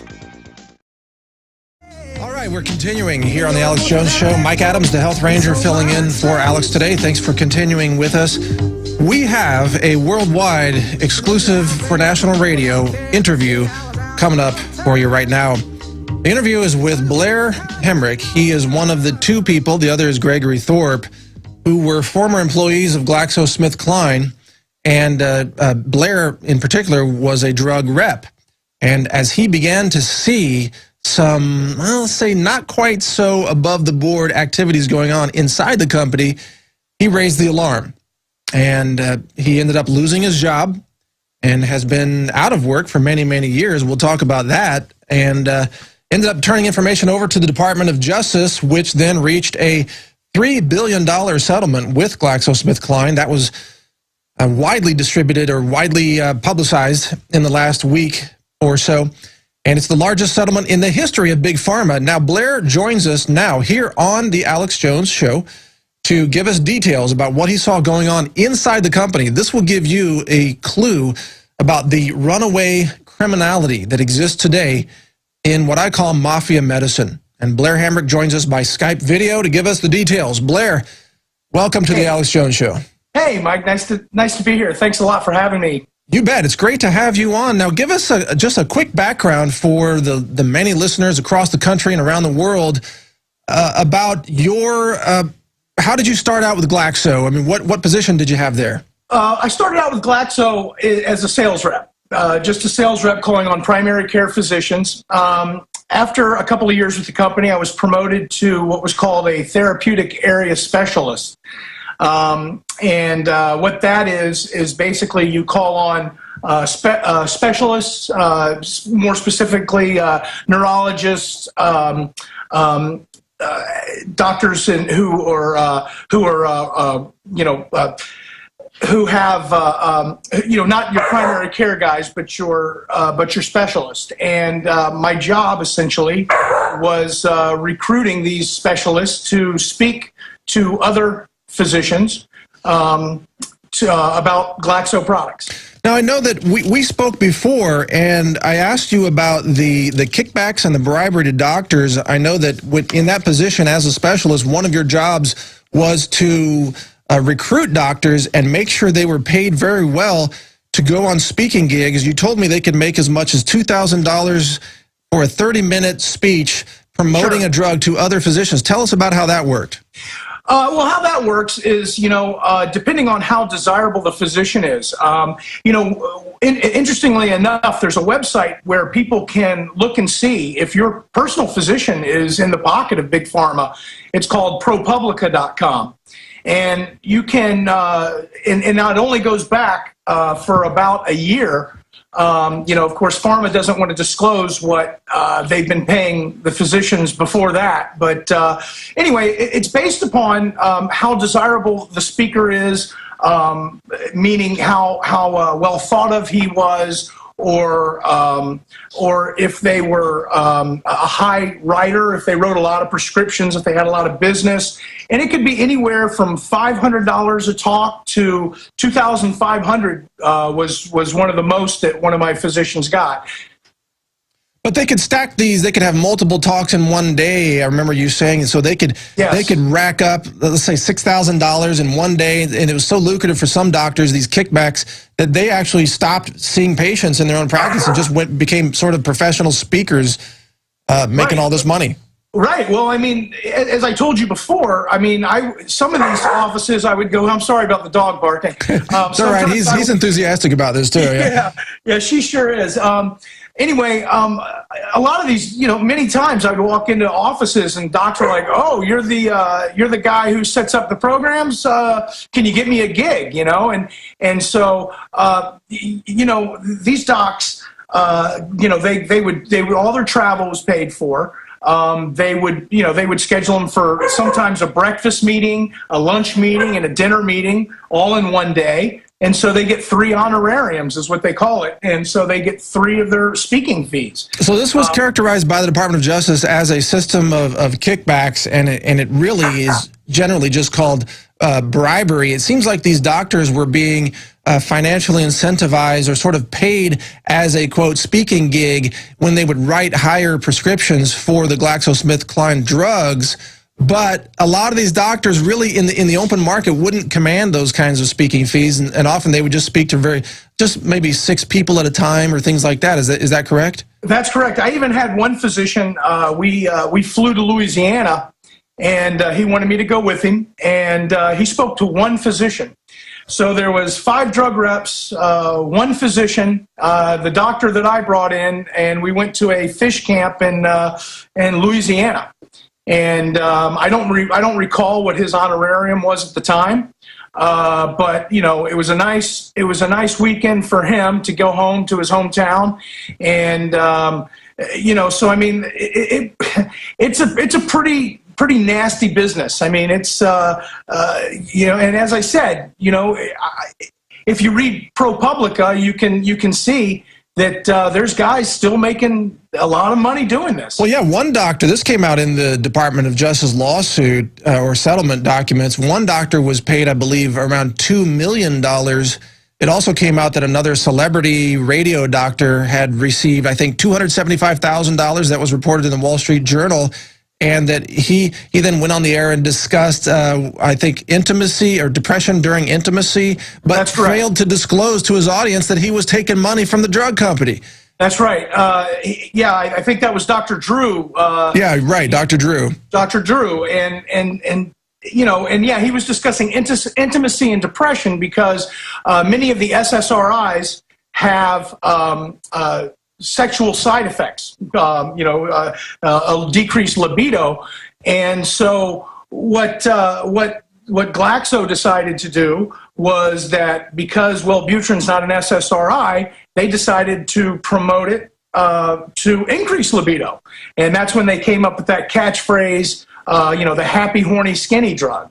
It was, I mean, these are chemical compounds that are very dangerous, and they're not toys. It's not a game. And unfortunately, the company just seems very cavalier and the way that they handled it. Now, you told me in a previous conversation, and folks, you can check out some of these quotes on naturalnews.com, also on Infowars.com. I'm sure these quotes will be there. Remind the guys to post that from our site, that most of the slideshows that these physicians used during their speeches, for which they were receiving pretty big dollars, some of them, or most of them, actually came from the company marketing departments.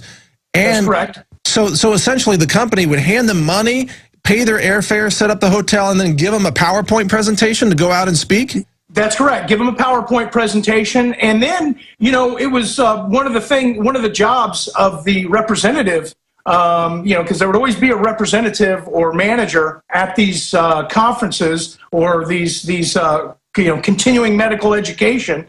You know, a little tongue-in-cheek there. Right, but just along those lines, this kind of, quote, education is required by state medical licensing boards for doctors to keep their licenses. They have to go and submit themselves to this kind of propaganda, right?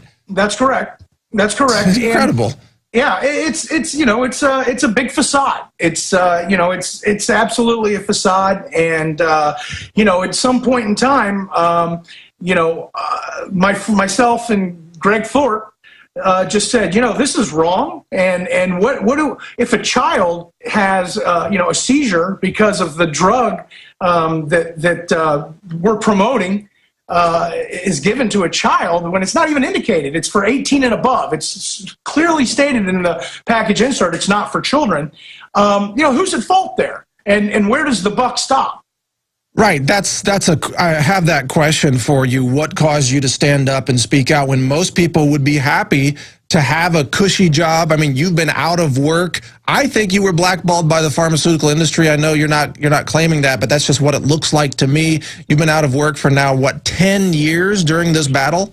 I've had some odd jobs, you know, since then, but you know, on all intensive purposes, I have never financially recovered. You know, when I left the company, I was making about $140,000 a year. And so, you know, because of pending litigation, I can't discuss. Yeah, I understand. I can't discuss the circumstances that led to my dismissal. Sure. And by the way, the law firm, I want to give a shout out to Kenny and McCafferty out of Philadelphia. That law firm specializes in whistleblower cases, and they took on your case, and they achieved quite an amazing victory, the largest settlement in the history. And that law firm specializes in fraud cases, medical fraud, sometimes tax fraud. I see your dog very much approves of that as well. Yeah, well, I wish I could, you know, I know we're under time constraints, or I'd go and try to get her to stifle. I apologize. Izzy! That's right. It's right. Let me throw in a comment here. Yeah, go if you want to do that. Let me grab the dog. I'm okay, sorry. Let me throw in some comments here while you're doing that. We'll have better audio clarity for everybody. But, you know, folks, this is real radio. This is live radio. And Blair Hamrick, you know, that's where he lives. He gave up a cushy job. It could have been a very wealthy situation for him. He gave that up to tell the truth, to blow the whistle, so that he could then help protect other people from this kind of thing going on. And by the way, he told me in a previous interview that at the time he left GlaxoSmithKline, they had over 40,000 speakers on their speakers bureau.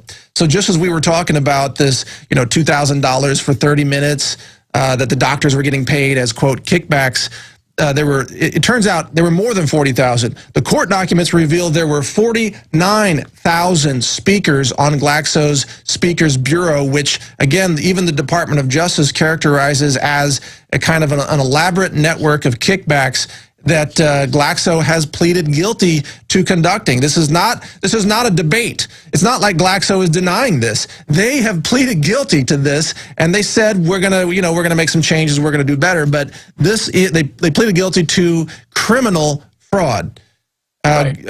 Go ahead, Blair. Well, I mean, one of the things that's interesting, and why, I mean, I'm not with the company anymore, and I've been away for a while, so you know, I can't attest to what's going on currently. But you know, you're talking about compounds. You know, right now in the newspaper, you know, they made a big to do about stopping paying their reps on market share and going to educating physicians, and that's how they're going to start paying their reps. But how much can you educate a physician on a compound that's 30 years old or 25 years old. I mean, you've got a drug like, for instance, Advir, that is a new compound, but it's basically two very old compounds together. That's right. So how much more education is a person with a business degree going to give a physician that did 10 years of school on a compound that's 25 years old? Well, that's a really good point. And, the drug companies are desperate to try to come up with new combinations that they then spin as being breakthrough drugs when, like you described, they're really the same old chemicals just sort of repackaged.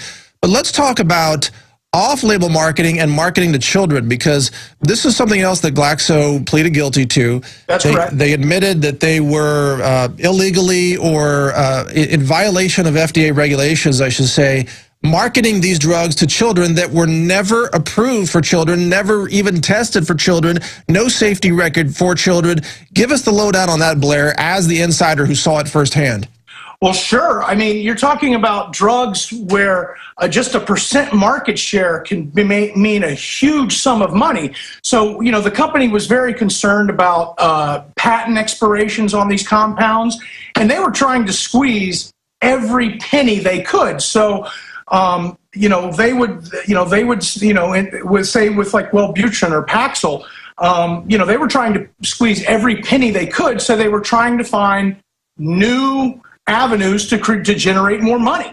And, one of the things that you got to ask yourself is, like, when you are selling off-label to a child, the package insert has dosing and administration. Well, what do you tell a doctor, who's going to use it on a 12-year-old? I mean, how do you tell them to dose it? Well, so, I mean, there's some inherent dangers with that. But just to be clear, Blair, so when you were in meetings with your managers being trained on how to approach doctors and what to say, I just want to be clear, were they telling you specifically, you push this drug for children, wink, wink, or how did that go down? What actually took place? Well, sure. Well, there was absolutely. In fact, you can look in some of the court documents. There's some documents about to the effect that that show that they were wanting to promote Wellbutrin for children in a disease state, I don't want to say too much, but the allegations in the document are for ADHD in children.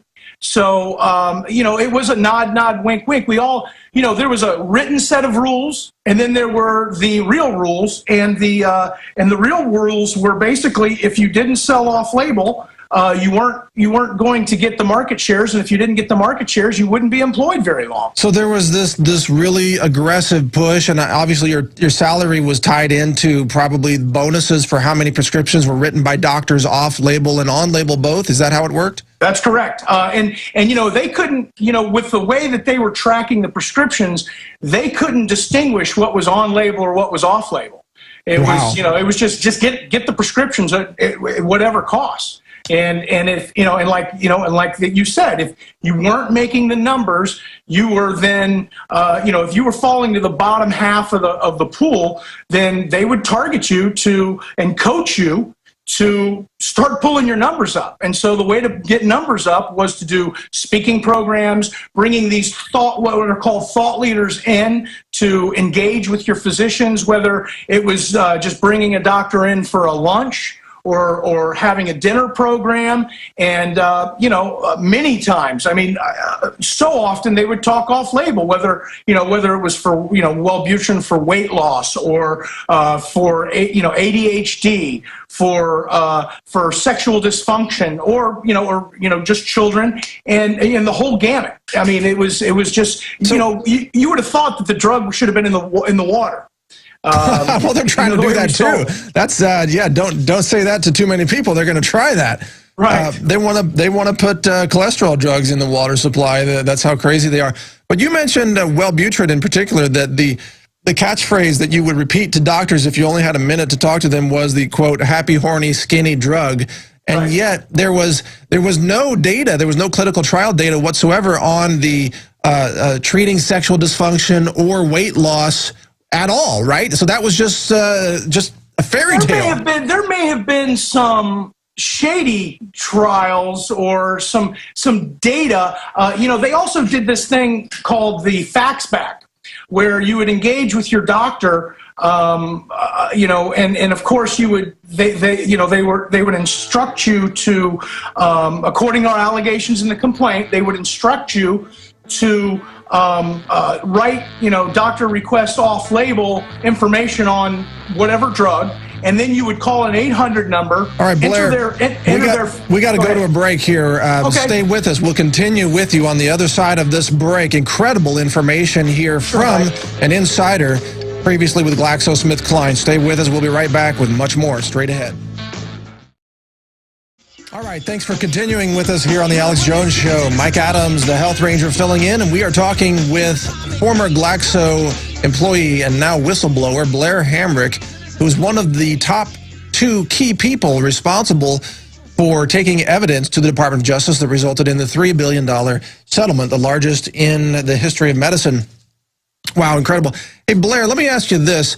The typical uninformed consumer out there, let's say just a mainstream news watching someone who's not really informed, doesn't, for example, listen to the Alex Jones Show, so that they're not really awakened that much. That kind of person thinks, this is what they believe, and I want you to tell us why this belief is wrong if you think so, but they believe that all the drugs are meticulously tested by upstanding scientists, that it's the gold standard of evidence-based medicine, and that the FDA scrutinizes all of this information and makes sure that drugs are only approved and released to the public after just these huge in-depth studies proving their safety and efficacy, and that the drug companies, they're really out to just help humanity. And in fact, they only kind of make money accidentally. It's not their main intent. They're really just trying to help people. You know, it should be just like a big nonprofit organization is what the way they portray themselves. So what's wrong with that view of medicine today? When they start testing it for approval, according to the FDA, a new drug only needs to show that it's better than placebo, that it works better than placebo. So there's many compounds out there that have been available for years and years and years, that are available generically, that are pennies on the dollar. And these drug companies would never put these products up against those products sometimes, head-to-head. They only put it through against placebo, because if it's better than placebo, then they get the approval. And then, whereas if they put it head-to-head against something that is already approved and is cheap and is efficacious and safe, then and they show inferiority to that product, well, then you're taking a drug that may be $8, $9 a pill, and something that may take 3 cents a pill. Yeah, just to rephrase what you're saying, a lot of the new drugs that are hyped up that are expensive, like you say, $8, $9, $10 a pill. Some are even more, a lot more than that, $50 a pill in some areas. Right. It may be an old, nickel a pill drug actually works better, but they never run the head-to-head test, because that would show that the new drug isn't worth the extra $10. Right. That's correct. And maybe safer. I mean, there's many compounds out there. For instance, they've got, Glaxo has a new product called Trexamit, which is a combination of an older product of Imitrex and naproxen. Naproxen, I think it's either naproxen or a common painkiller, yeah. Right, and naproxen has been, that drug is like 45 years old. And Imitrex came out in 1991, I think is when that drug was launched. So there you've got a 20-year-old drug and a 40-year-old drug. They mix them together, and they call it a new drug. Well, and then at the same time, you've got the drug companies actively interfering with the generic drug manufacturers trying to bring drugs to market for cheaper prices.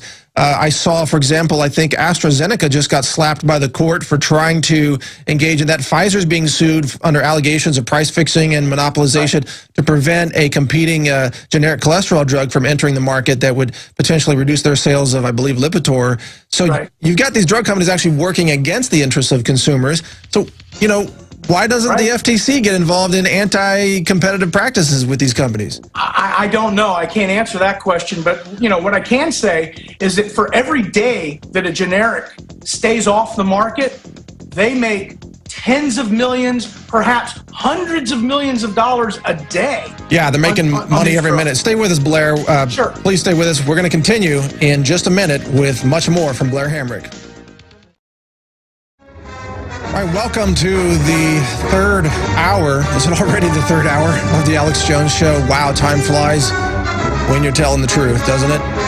We're joined in this segment, continuing with Blair Hamrick, the whistleblower, former employee of GlaxoSmithKline, one of the key informants that went to the U.S. government that then took action and got a $3 billion settlement out of Glaxo.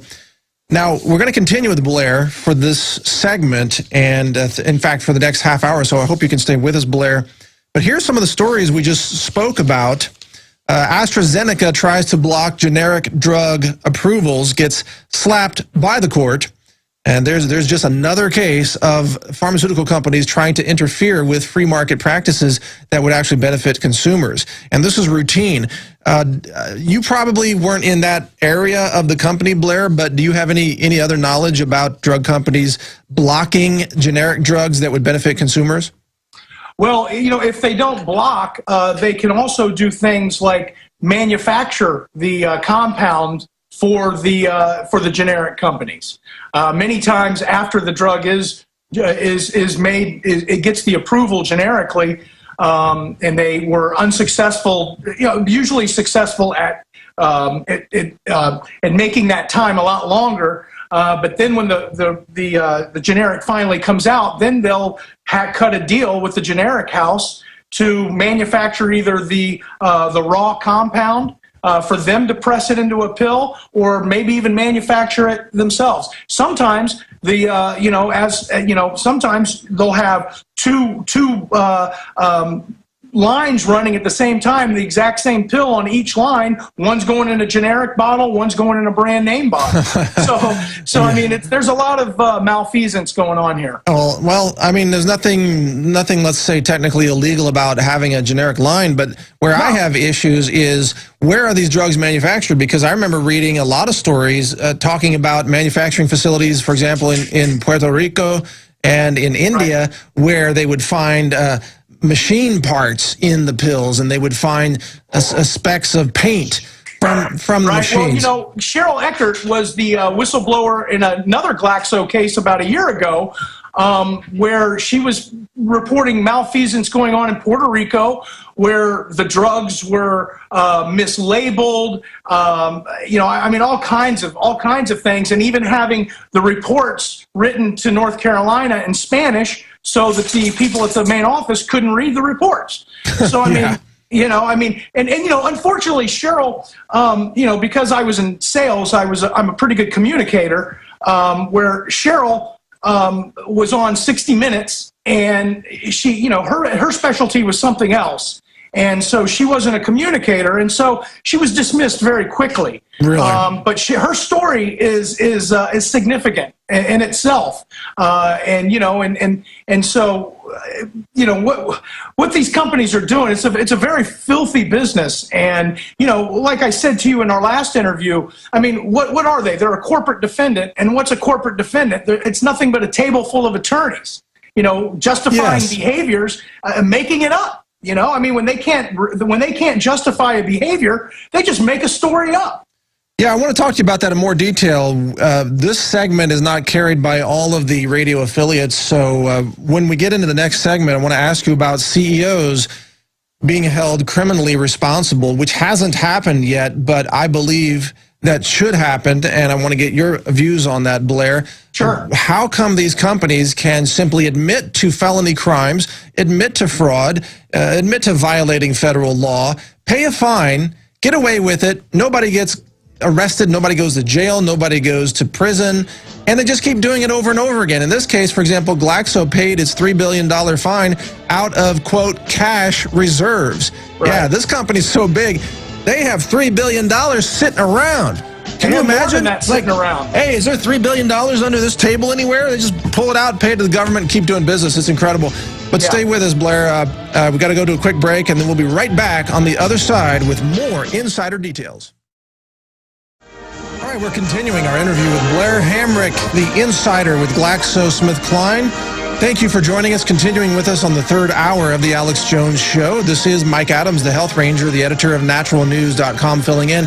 And if you want to find some documents related to this story, they're on the front page of naturalnews.com right now, by the way, a PDF that you can check out some of the court documents. I also want to apologize to the callers. We need to clear the board of callers that are in the queue right now, please, guys. And I want to invite new callers to come in to ask questions about medicine or the pharmaceuticals in particular, as we have Blair Hamrick on as a guest. And then, again, I apologize to the callers who are on the board about the gun confiscation issue, but maybe we'll bring that up later in the show. Again, get back to that. The number is 1-800-259-9231, so go ahead and call in if you've got questions or comments about Big Pharma in general. Just remember, Blair can't answer your health questions, and I cannot either. We're not doctors, so please don't ask us health questions.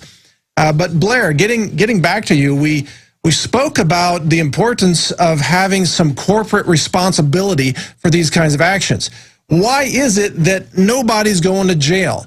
You know, nobody's being arrested. The CEO of Glaxo is not being investigated or prosecuted for these crimes that his company has admitted to committing.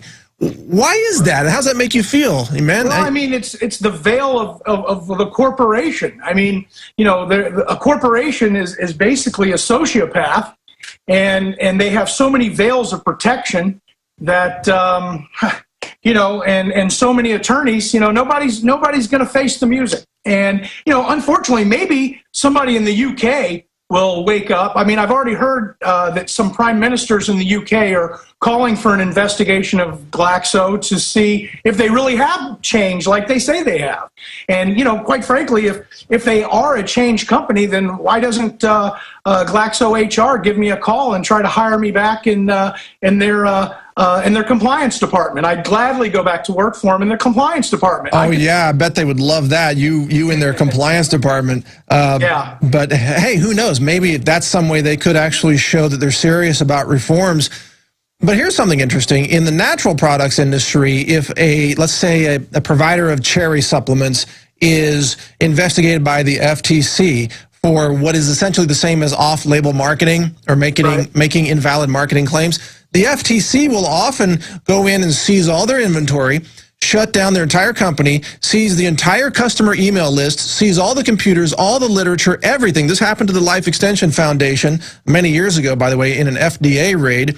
And then they will require the company to refund the money to every customer in the history of that company. So my question is, as someone who's covered this journalistically, why doesn't the FTC or the FDA go in and require Glaxo to refund all the money from all the sales of these drugs that they admitted to off-label fraudulent criminal marketing? And wouldn't that make sense? Refund everybody. Right. Well, absolutely. I mean, you know, listen, one of the things, I mean, I've suffered. My family and I have suffered for me blowing the whistle, no question. But I haven't suffered nearly as much as, say, some mother or father whose child committed suicide because their child's doctor was marketed, you know, Paxil for off-label. I mean, I keep that in perspective. Yeah. You know, I don't know. It would be a breath of fresh air if the punishment fit the crime. It really would be, because then it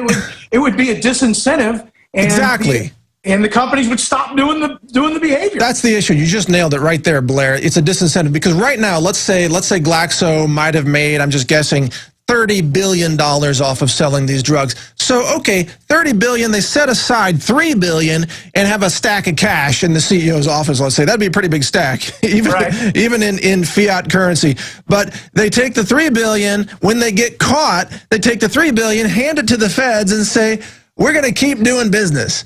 And they never have to pay back their profits that they made illegitimately in the first place. So they just keep doing business. It's just a cost of business. It never ends. And the way the law reads, the way the False Claims Act reads, it's supposed to be $10,000 per violation. So when you start thinking about every prescription, a $10,000 fine per violation, you know, the company's not allowed to do business with the, if convicted, the company's not allowed to do business with the federal government at all. Well, and that's the other thing. Pfizer setting up the dummy corporation to take the fall you know, it's all smoke and mirrors. Why does Medicare and Medicaid keep doing business with these companies that admit to felony crimes? Why does Obamacare force us to do business with these companies by forcing us to buy into a health insurance system?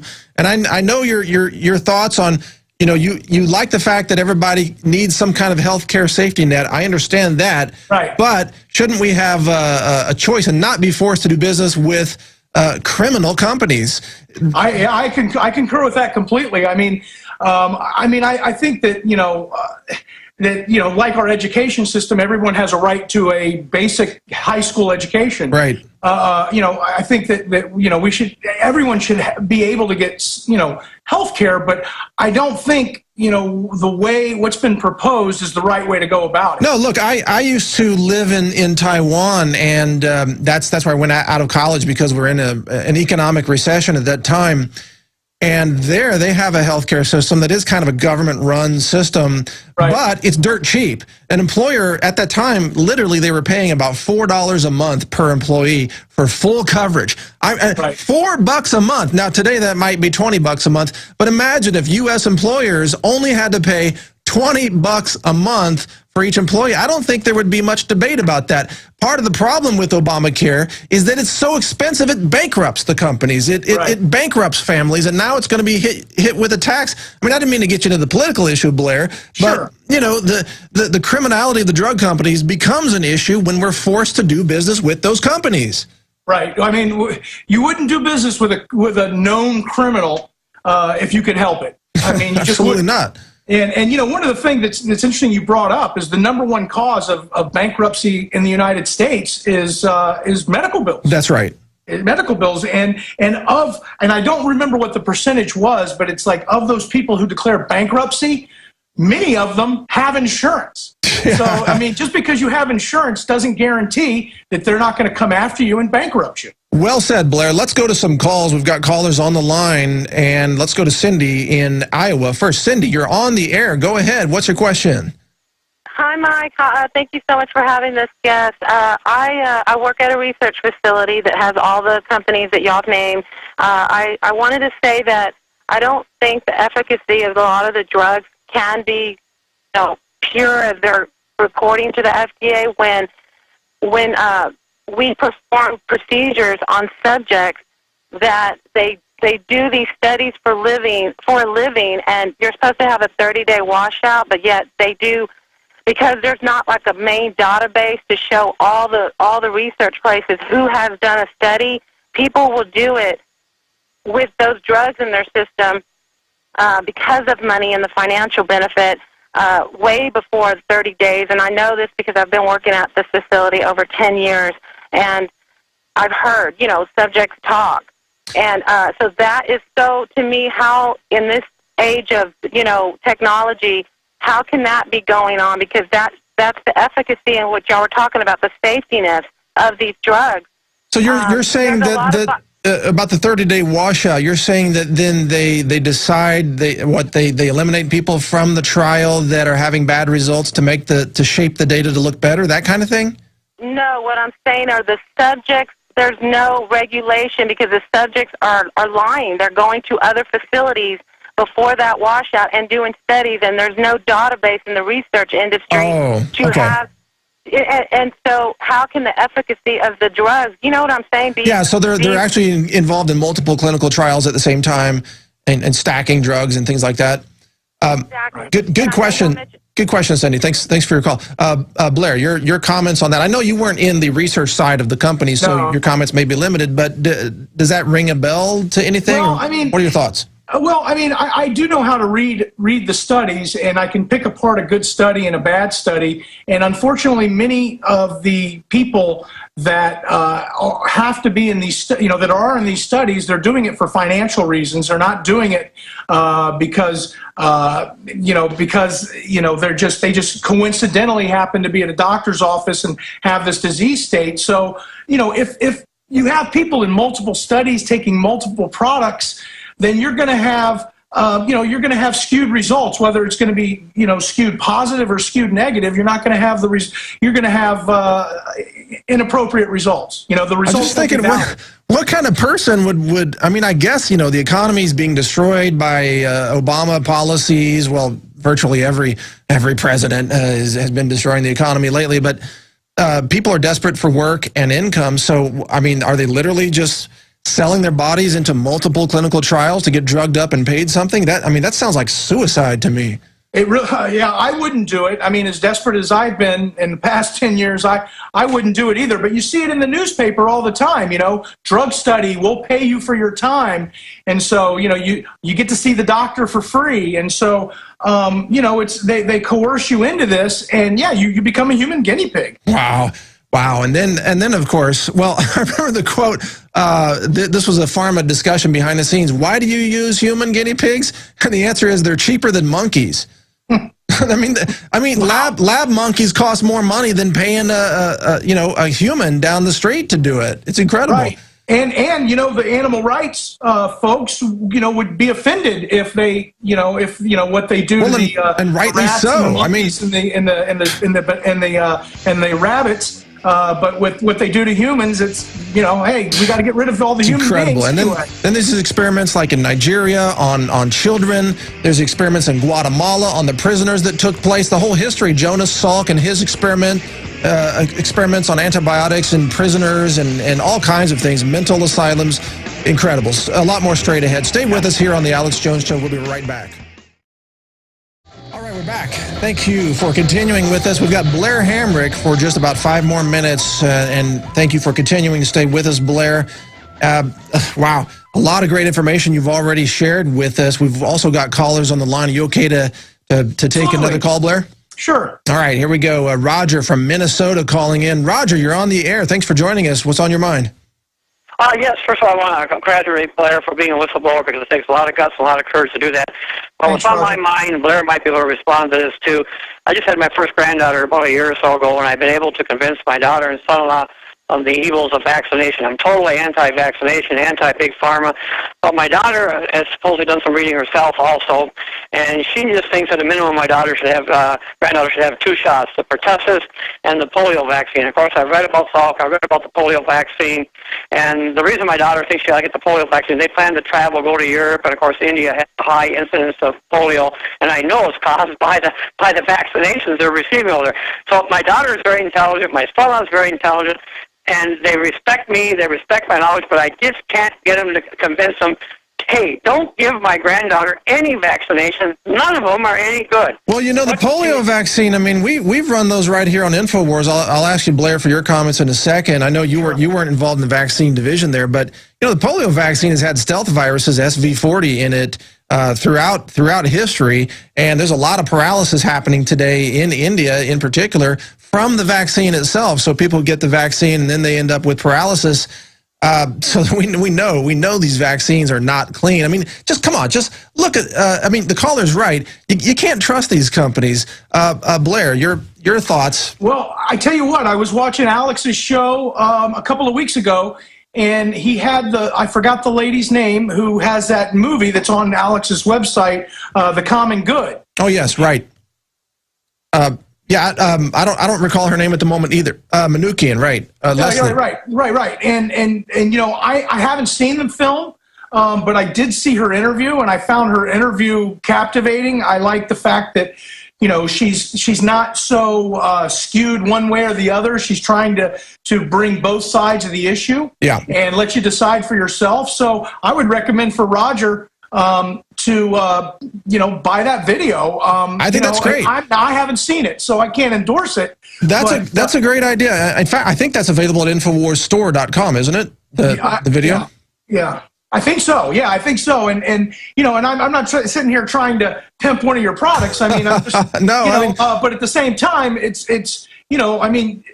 information is power. And, and I think it's important to hear both sides of the story. First, there's the deceptive, evil, lying pharma side, and then there's the truth side to the story. So, hear both sides. I mean, hey, if you want to believe folks out there, if you want to, be injected with the DNA and RNA fragments from diseased animals, go ahead, get vaccinated. Bill Gates wants you to be a lower population, infertility, reduce human population. You can be part of that. You win the Darwin Award. You can give yourself the Darwin Award by getting vaccinated. That's my answer to that. But let's take another call, Blair, because I love these calls. We've got Ed in Arizona now joining us. Ed, you're on the air with Blair Hamrick. Go ahead.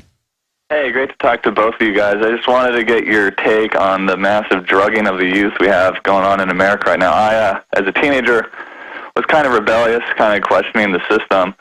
So, my parents, they meant no harm. They thought they were doing what was best for me at the time, took me to see a doctor, and long story short, got put on a Fexer and had some real nasty side effects. I mean, I turned just into an absolute zombie, gained a bunch of weight.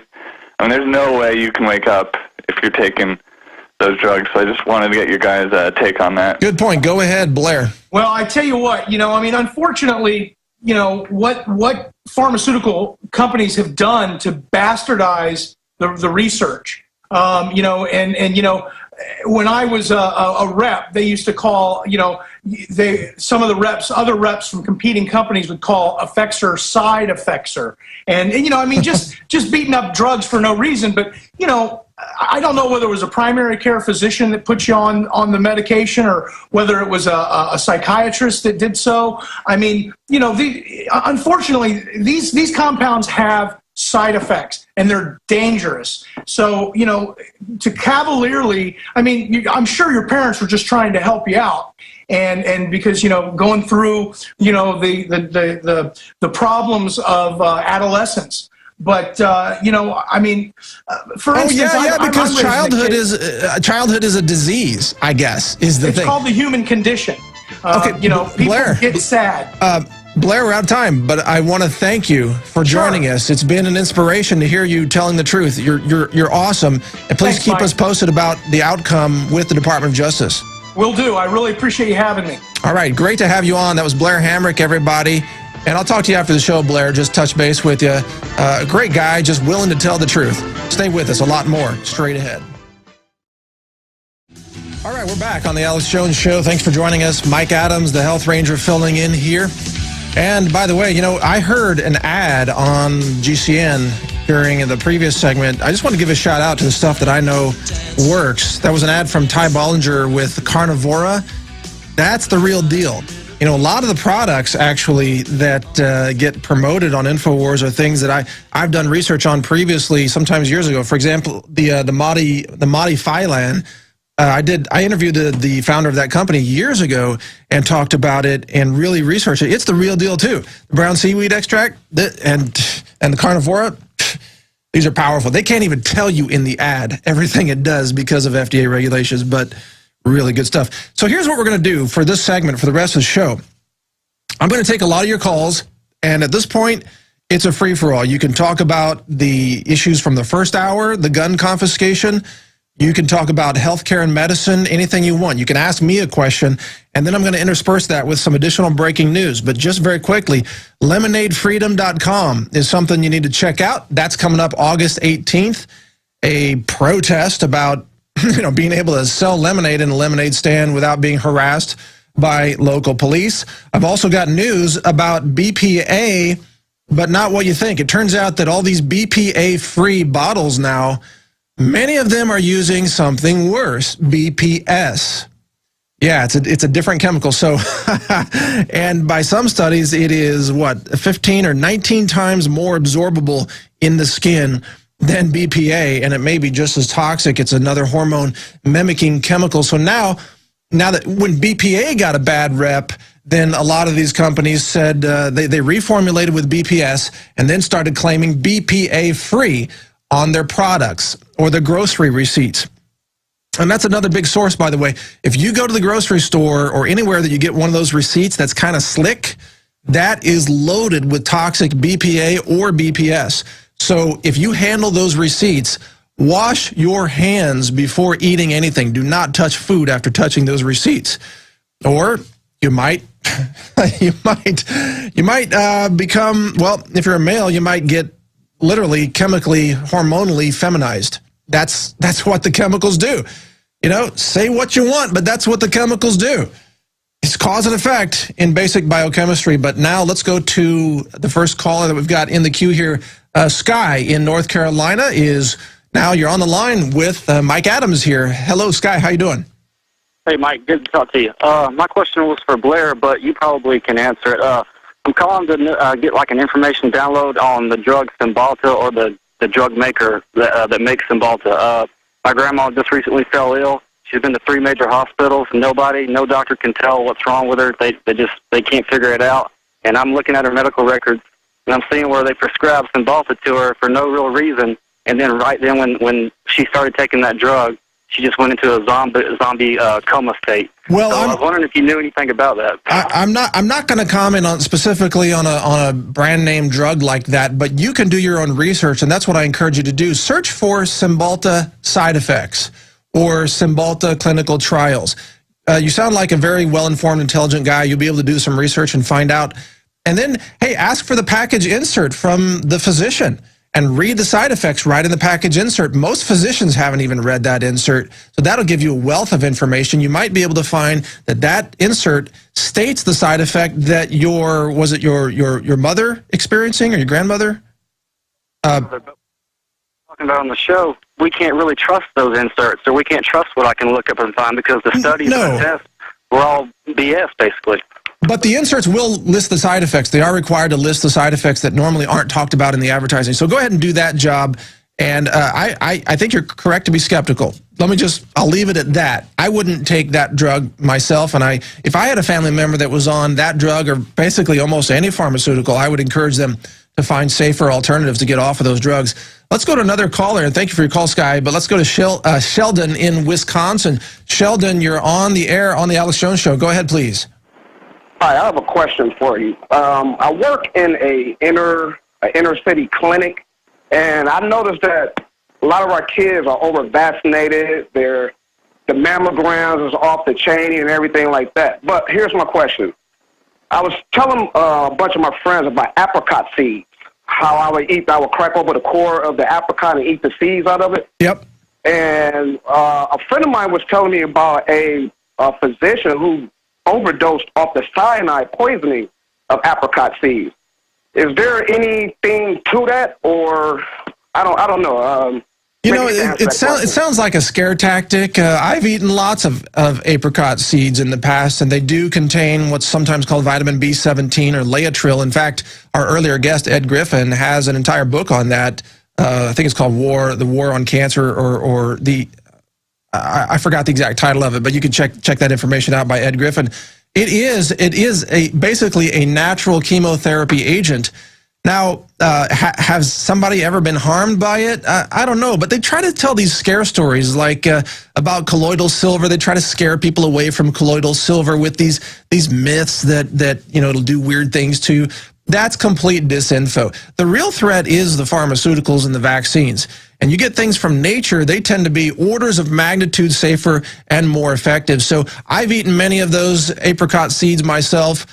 Hey, I'm still here. I have no cancer, I have no health insurance, and I don't have a doctor. Not looking to get one anytime soon either. I'd rather eat something out of nature than out of a pharmaceutical lab. So that's a good question from you. Thanks for bringing that up. Craig in Oklahoma, you are on the air. Craig, go ahead, please. Mike, howdy from above the Red River from you. Wanted to comment on, I'm a recently disabled peer support specialist for the Department of Mental Health and Substance Abuse Services in Oklahoma. Yes. So I'm no longer employed there, and I'm so glad to get hold of you because with Big Pharma coming under the microscope like they are, I'm kind of tying in something as far as a conspiracy. Mike, in 1963, the State Memorial Hospital in Oklahoma had over 2,000 beds. Today, there are only little over 100 beds at the State Mental Hospital. Now, let me tell you something that's wrong with this picture. The state's number one expenditure compared to any and all expenditures combined in the state of Oklahoma for psychotropic medications is the Oklahoma County Jail. And I've written Senator Coburn. I've written Senator Sparks. Coburn's a U.S. Senator Sparks, and I always get this really good feedback from them, but nobody seems to want to, to get this information published. No, you're saying, so wait, what's the thrust of it? You're saying that the top two expenditures are jails and mind-altering drugs? Is that the thrust of your call? No, pharma, psychotropic medications. Yeah, pharma. The state of Oklahoma's #1 expenditure for psychotropic medications it's not the mental health service combined or anything. The #1 expenditures is the drugs. Oklahoma and Tulsa County jails. No, well, okay, you know, I think you're right on, but the point is, these states are going broke under the corrupt, the collapsing society that they're building, which is going to be prison run. You know, everybody's going to be thrown in prison, and if you don't go along with the system, you got to be on your psychotropic drugs. You're going to be considered mentally unhealthy or mentally impaired if you oppose authority. That's another thing. In fact, the DSM, for the psychiatry industry, has a disorder called oppositional defiance disorder, or ODD. That means if you are against authority in any way, for example, if the government says you gotta start recycling your plastic bottles, and you say, no, I don't, then you get diagnosed with an oppositional defiance disorder, put on psychiatric drugs, and perhaps thrown in one of these jails. Thank you for your call, by the way. It's a good point on what the priorities are in society now, why we've got to change that and get back to liberty, to freedom, to health, to raising healthy children and keeping them informed. I'm going to go to another call in just a second, but first let me read you a news story. The FDA has been caught spying on emails of its own scientists in a huge surveillance operation. That's up now on the web. Infowars.com, naturalnews.com is carrying that story. Also, check this out. The USDA has published a graph that is the adoption of genetically engineered crops in the U.S. Let me give you some light here in the studio in case you want to get a shot of that. It shows that these three main crops, soybeans, cotton, and corn, are headed toward 100% adoption across the planted acres in the U.S. In other words, it means that the GMO imperialism that is taking place in America has achieved almost 100% adoption in many of these areas. It's 70 to 80% on some. Some are herbicide-tolerant crops. Others are insect-resistant crops. They're all genetically modified. Now we're showing the graph on screen for you right there. This is right out of the USDA, and you see all these lines going straight up into the 100% or approaching 100% range. That means very soon, if we don't stop this thing, guys and gals, everybody listening, if we don't stop this genetic pollution and this agricultural intellectual imperialism, this destructive genetic approach to agriculture, we're going to end up with 100% of the soybeans, corn, and cotton all being genetically modified. Let's go to another caller. Allie in Illinois, you're on the air. Go ahead, Allie. Hi, Mike. It's so nice to talk to you. I listen to the show every day, and I've never called in before, but when I heard Blair's story, I had to call in because I used to work for a company that managed that speaker bureau program. Really? Tell us more. Yes. Well, we paid out those honorariums, quote unquote, to speakers to go around and tell other doctors to prescribe. And get this, the company's name that I worked for was called Scientific Voice. That's some Orwellian speak right there. But we would pay them up to $3,200 for an hour's worth of work. And these doctors got to think that they were rock stars. They would go around thinking that they were so cool and, I mean, making a living off of talking to other doctors. And honestly, the only thing bigger than their heads was their wallets. They were so egotistical and so rich from it. It was insane. Well, this is awesome that you called, Allie. Let me ask you some more questions then. So your company was the in-between that like a pharma company would hire your company to sign up a lot of doctors to be speakers and would manage that relationship? Exactly. And we would try to manage all of the little regulations in between. What Blair was saying earlier also about the slide presentations that the doctors would use, absolutely those were written by the marketing people. My direct clients were the marketing people at Sanofi Aventis, AstraZeneca, Wyeth, and absolutely the doctors were paid to prescribe. Wow, to tell other wow. doctors to So prescribe. what was the behavior of the doctors? Were they willing to sell out to get this money? What was their attitude about all this? Are you kidding me? They loved it. They would like tack on these speeches into a vacation. They would go off, they would have dinner, lunch, breakfast with other doctors, and then get the hotel paid for them, get their airfare paid, and they would take a couple of days also extra and just go on vacation. And these are the people responsible for your health, many people believe. Remember that, folks. When you go see your doctor, you're probably dealing with a criminal who accepted bribes. That's what these are. These are bribes. These are kickbacks. But they were never talked about that way, right, Allie? They were just sort of honorariums, that kind of language. Absolutely. And it's so funny because I'm sure all of the listeners right now are shocked by this. This was everyday obvious for us. I knew it was wrong in my heart and my soul. I knew that this was wrong, which is why I had to get out of it. But it was so blatantly obvious what was going on. But everybody just like sheep kept walking toward the edge of the cliff, just kept doing it, just didn't care. I mean, the doctors wanted the money. The reps were getting money. They were, the more that prescriptions that they got, the better their sales were, the better their region did, the more kickbacks they got. Everybody was in on it. Everybody was complicit. It was not a big secret. Everybody knew what they were doing. So, Allie, we're not going to break yet, but when we do, could you stay on the line? We want to get your number and talk to you off the air. You know, you don't have to share your name or make it public or anything, but I'd like to talk to you more. It sounds like you know some other inside details that the public needs to know about this. Would you be willing to give our producers your phone number? Sure, I'd love to talk to you guys. Thank you. Okay, great. Yeah, just don't give it live on the air. You get a million calls. But so let me ask you some other questions. So how many doctors overall did your company deal with in your estimation? I mean, it was doctors for each and every single drug. So it was for instance, Sanofi Aventis had their overall list of quote-unquote speakers, and then each individual drug had their speakers. It had to be thousands. Wow. And what was the highest amount that you saw paid to doctors for these speaking gigs? $3,200 was the highest that I ever saw.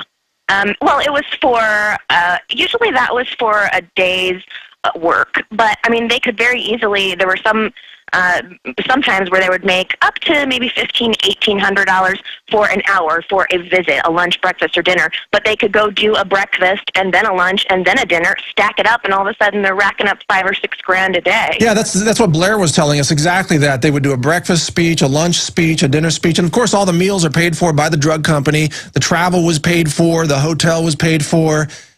Even other things, you know, like tickets to concerts and baseball games and Disneyland and places like that were paid for by the drug companies. And then the doctor would walk home from this vacation with an extra, $12,000 in their pocket for 2 days of giving speeches while they eat. Absolutely. And there were so many little things that they could get reimbursed for.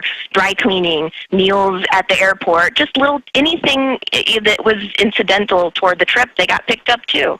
So but what was your position then? Were you recruiting doctors, or what exactly did you do?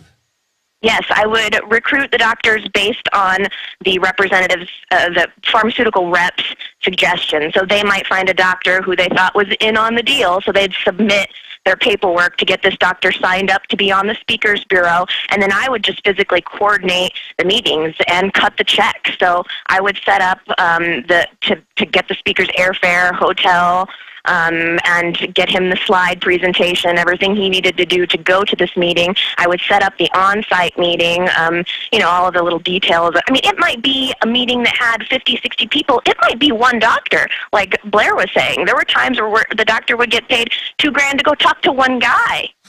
And wow, that's funny because I volunteer here to talk to 2 million people. I do it because I believe in liberty, but these doctors are just pocketing money to tell lies about pharma. It's all propaganda education. Amazing. Absolutely. Unbelievable. I'm really glad you called. So You said in your heart you felt you knew this was wrong.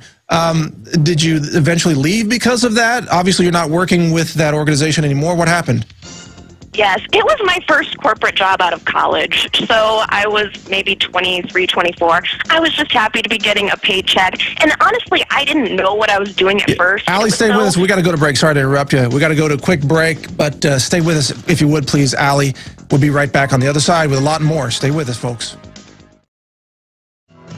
All right, continuing here with our caller, Allie, who helped coordinate these kickbacks, these that would have been called bribes to doctors, these so-called speaking fees. You know, here's what's going on here, folks, and you're getting this here first on Infowars.com, the Alex Jones Show. There is a revolution taking place in medicine. The exposing of the pharma crimes, the mafia, the corruption, it's all coming out. The whole thing is a facade of just disinformation, falsified clinical trials, doctors getting kickbacks, FDA bureaucrats getting paid off, CDC officials getting lucrative multi-million-dollar jobs with the vaccine manufacturers. It is a giant orgy of corruption that's called medicine. And if you take that medicine out there, folks, if you take these drugs, if you take these vaccines, you are a sucker of these industries who are using your body to make profits for their own rich, filthy rich executives. You are a sucker if you fall for that. And the doctors are going to line you up for it too, because they're making money under the table at the same time. You trust your doctor? You're a fool. Let me tell you, you trust your doctor? Unless that doctor is into holistic health and alternative complementary medicine and understands nutrition, if you trust a mainstream drug-taking, drug-pimping doctor, you're a fool. And yeah, you can quote me on that. And we're going to continue with Allie right here, who's on the phone. Allie, amazing information that you were bringing to us. It just backs up everything else that we've been talking about here with Blair Hamrick, the Glaxo whistleblower, all the other information that's coming out. What do you think about the big picture, Allie? Well, I think, as you said, don't let them use your body, but more importantly, don't let them use your mind either. As I was saying before we broke, I was just a young kid doing this job, and I just needed the money. And as I got deeper and deeper into it, I worked for the company for 3 to 4 years. I knew it was wrong. I was unhappy every day. I just felt bad and icky in my soul. So I got out. I started my own business. Completely unrelated to pharmaceuticals, but I started following my own passion and my own heart, and that's what the overall message is. Follow your passion, follow your heart, and you can't go wrong. Yeah, I bet you made less money, but your soul felt better for it. Is that accurate? Oh, I'm making a fraction of the amount of money that I made, but I'm happy. I feel like a happy person now. Yeah. I never had that before. What do your family and friends say about all this? Are they aware of what you just shared with us, that all this is going on, or is it just this big secret that nobody talks about? I think I only really have my parents, and they're very skeptical as well. So to them, they kind of get it. It's no big surprise. I mean, here in the Midwest, it's the secret that everybody knows, but nobody talks about. Everybody knows. It's the Leonard Cohen song. Everybody knows that ice are loaded, and it's just time to start talking out about it. It's time to start making life changes about it. Absolutely. It's time to catalyze the whistleblowers. It's time to unleash that truth-telling everywhere. Why bury your head in the sand out there, folks? There's no more need for that. If everybody just told the truth, we could eliminate the corruption, eliminate the fraud, eliminate the suffering, bring back liberty, bring back honesty, honest medicine. Hey, what about free market medicine, so people have a real choice? That's what we need to bring back. Allie, you sound like a very credible whistleblower. I really appreciate you bringing your experience to the show today. We're almost out of time, but any final thoughts before we let you go here today? Just thank you for letting me talk. I love Alex. I love you. I listen to the show every day. I never call in. I'm a little shy, but I finally heard Blair talking today, and I thought, if there's any day to call, it's today. So I hope that the information has been helpful to you guys, and best of luck, best wishes. God bless you for everything you've done. Thank you, Allie. And you don't sound shy at all. You sound like you should have been in the InfoWars reporter contest video or something, actually. So you're doing a great job. Thanks for calling in. And everybody out there listening, thank you for watching. We're going to continue, by the way, with just 5 minutes of overdrive today, just to finish up some of the news we didn't have a chance to get to. But for everybody else, retransmission begins now. And check out Infowars.com for much more, and overdrive straight ahead for those online.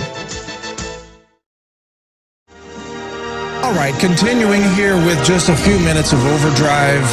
This is Mike Adams filling in today for Alex Jones. I wanted to just take a little bit of time here because there's so many issues we did not have a chance to cover. But wow, what a show.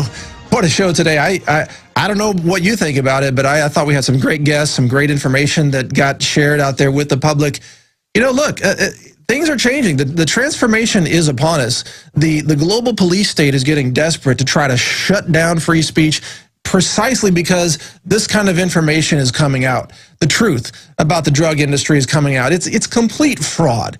It is just a system of kickbacks and payoffs and corruption with everybody on the take. As long as they make their money, they're willing to sacrifice the health of some child who's going to go into a seizure and be paralyzed or dead from a vaccine. They don't care. As long as they make their money and they can buy their Mercedes and they can get their fancy house, they don't care what happens to you and your children, all right? That's what we're dealing with here. It is an evil, kind of destructive, almost an infestation of the human spirit that has happened with these people. They've been taken over by, I mean, almost literally demonic forces of some kind. It's that bad. I mean, who on earth would sacrifice the health of children or senior citizens just so they can make an extra buck selling another few $1 billion worth of pharmaceuticals and vaccines? Who would do that? I hope you wouldn't do that. I would never do that. I think most listeners to the Alex Jones Show would not do that because you have ethics, because you have a heart, because you know there is eternal judgment on your actions in this life, right? You know there's going to be a record.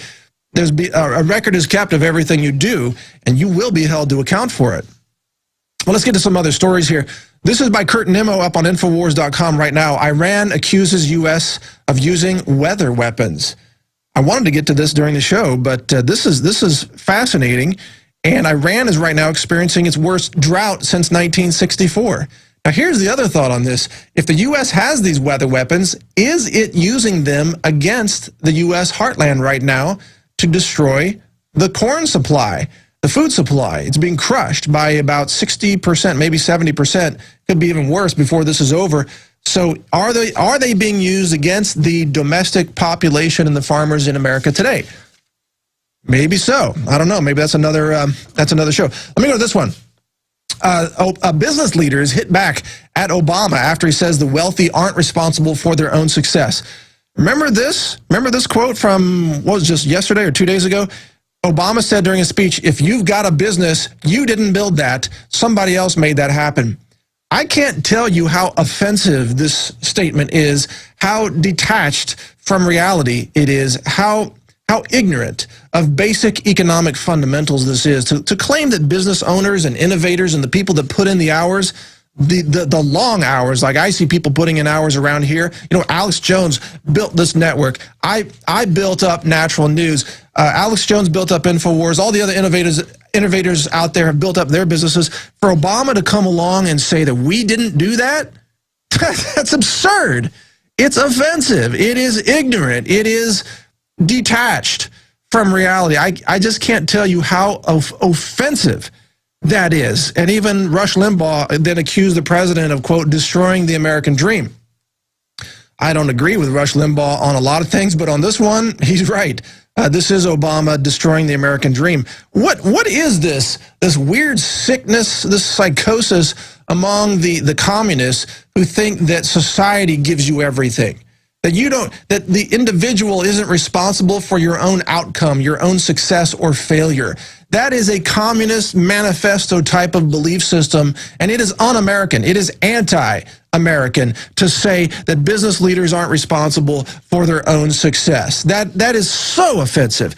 It's the small business owners that create the jobs for 90% of Americans. That's a fact you can't argue with, even if you're the president. In any case, I enjoyed sharing this info with you today. Thanks for your support. Thanks for allowing me to come on and just basically be part of the InfoWar. This is Mike Adams, the Health Ranger, sharing my thoughts with you today. Hope to be back in the future. Until then, take care and keep fighting the InfoWar. On in the show. We've got G. Edward Griffin coming up at the bottom of the hour with some additional information in all this realm of global control of the situation.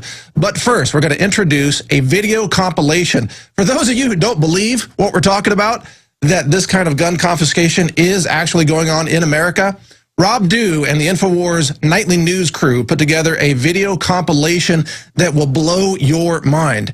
And this includes some clips from the call yesterday with Chris from Oklahoma, plus some mainstream news footage that actually shows this going on, kicking in doors, screaming at innocent citizens, taking their guns and leaving them wide open to violent crime in their areas hit by natural disasters. We're going to go to that video clip right now, and then we'll be right back after that. Take a look. Guns will be taken. No one will be able to be armed. We will take all weapons. Today in New Orleans, they got a lot tougher on the holdouts. Police department, anyone home? Not only the flooded areas, but New Orleans' driest and wealthiest neighborhoods, too. Police department! The police and National Guard going street by street, house to house, sometimes entering open houses with guns drawn, and instructions to disarm anyone inside. Let's go to Chris in Oklahoma. Chris, you're on the air on the Alex Jones Show. Thanks for joining us. Hey, Health Ranger, how's it been? It's good. It's good here, man. How about yourself? Oh, pretty good, pretty good. I was with the 45th Infantry Brigade and Delta Company 1st of the 279, 2nd Platoon. During Hurricane Katrina, I'm kind of calling it in on yesterday's subject. I'm sorry about that. It's all right. But it's just, I've always wanted to get a hold of you guys and kind of get the word out there for those that still have that slight hesitation in the back of their head that gun confiscation can't and won't happen here. It already has. And I was only 21 years old, just really gung-ho, really dedicated to the Army, especially to the infantry. And I did whatever I was told. And what did they ask you to do? Let's see, the first thing we did was we got a 3-week, a book full of 3-week-old 911 phone calls, right? And then we had to go around and answering all the phone calls, so we were like cadaver dogs for about 3 weeks. And in between them, we would run night missions. And here's the thing. A lot of people may think that they'll see this on the news or they'll have time to get ready when the crap hits the fan or whatever. It's just, it's a truck, you know what I mean? It's a group of trucks. They pull up, they stack right on your home, as we did, and we broke entry. Yeah, we would yell out, Oklahoma Army National Guard, is anybody in need of assistance? But that's as we were booting in the door. Oh, wait a minute. It sounds like you weren't part of the Oklahoma National Guard. I mean, you were U.S. military. Yeah, I was activated. I think about a week after Katrina, I was watching it on the news, and Sheriff Kamiko of Fox 23 told me before my unit even got a hold of me that I was going to New Orleans. Wow. We got sent in, and we were the very, very first boots on the ground. Alpha Company. And you were confiscating firearms? Left and right, yes. And we were also monitoring the New Orleans police because we kept having like the first day we had this little beautiful redheaded lady come up. All right, wait a minute. We're almost out of time. Will you stay on the line for us, please? I want to continue with you on the other side. Stay on the line with us. This is fast. I'm a big fan of the Health Ranger, but I was hoping to get a hold of Alex for the fact that what do you do when they stack right? You know what I mean? And they're prepped to come into the home. There's no negotiating with us. Trust me. There was no negotiating. Yeah. If you resisted, you died. That were the orders. You go after a gun or you die. Yeah, but well, I mean, this is invaluable information. I apologize. We only have limited time here. I got to let you go. We've got so much more coming up here, but fascinating. I hope you call back and get to Alex as well. You know, I'll pass on this conversation to Alex and let him know. But that's some frightening information. And I just hope that the military, that the members of the military say no. They refuse to engage in gun confiscation because no doubt there could be outbreaks of violence and a lot of needless death and bloodshed if that happens. But thank you for your call, Chris. That's very concerning. It was traumatic. All of a sudden, they were banging on the front door, the side door, and the back door. And they said, let us in. I'm saying, look at all my food. I got plenty of food. They kept pushing me back, and ended up like this. Then, Patty showed them a small revolver she was carefully holding in the palm of her hand. A camera crew was there to capture what unfolded next. I said, it's not even loaded. And I dropped it on the floor. You got a gun. Well, they punched me in the face. Look at my black and blue marks. Look at... You said guns will be taken. No one. Okay, wow. There you go. The footage, a compilation from InfoWars Nightly News, put together from mainstream media sources, plus our interview yesterday with Chris from Oklahoma, who we want to encourage to call back in at 1-800-259-9231. Plus, we're going to be taking calls later during the show. And by the way, I mean, I am just emotionally hit by all this as well. When you see this going on, that woman that they just showed just had a revolver to protect herself from looters or home invasion, and they punch her in the face, they throw her against the wall, and take her gun and leave her there defenseless in a situation where the looters are running rampant. This is America? I mean, it is. This is Chicago. This is New York. This is everywhere that the citizens are being left defenseless, and the murder rate is soaring even without a natural disaster, even without some kind of a false flag attack going on. Imagine what's going to happen when it really hits the fan. Much more straight ahead. Stay with us on The Alex Jones Show. All right, Info Warriors, start your engines. We've got a document for you to go out and search. If you're not already familiar with it, it's called the State Department Publication 7277. You got that? 7277. Alex talked about that on the Sunday show. And this is the complete disarmament of the world, laid out point by point. This is the strategy. It's called Freedom from War, and it goes back to September of 1961. And it is upon this document that the current discussions of the United Nations and its treaty for small arms, disarmament, registration, confiscation, and so on is based. So this has been an agenda going fascinating. We're going to continue this right here on The Alex Jones Show. We'll be right back. That happened today in this wealthy neighborhood where homeowners had armed themselves to protect their mansions. Residents were handcuffed on the ground. In the end, police took their weapons but let them stay in their homes. They were a little bit threatened because our weapons were bigger than their weapons. Chris Montgomery says he'd rather be in Iraq than patrolling American neighborhoods. Walking up and down these streets, you don't want to think about the stuff that you're going to have to do. Somebody pops around the corner. We shoot in America.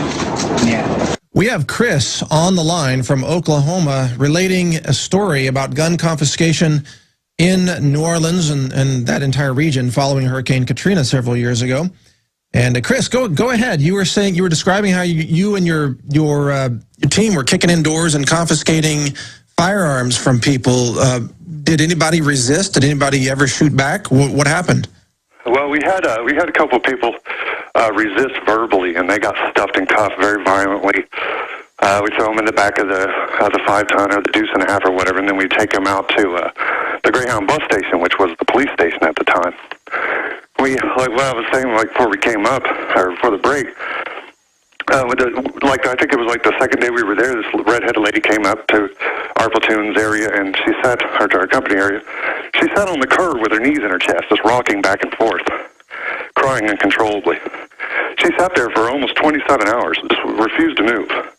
We talked to her, we did everything we could, just didn't want to, you could tell she had been through enough. She'd been repeatedly raped by men in NOPD masks and NOPD uniforms. Oh, you're kidding me. So we were told, at that point we were told the NOPD obviously isn't our friend. We need to start watching them.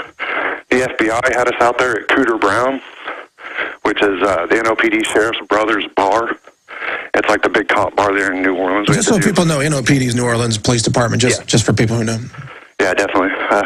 Or the police department. So a lot of those cops were then just total rogue. I mean, we saw a video of some of them going in and looting retail stores and things like that, but they were raping women down there? Definitely. Raping women. They were...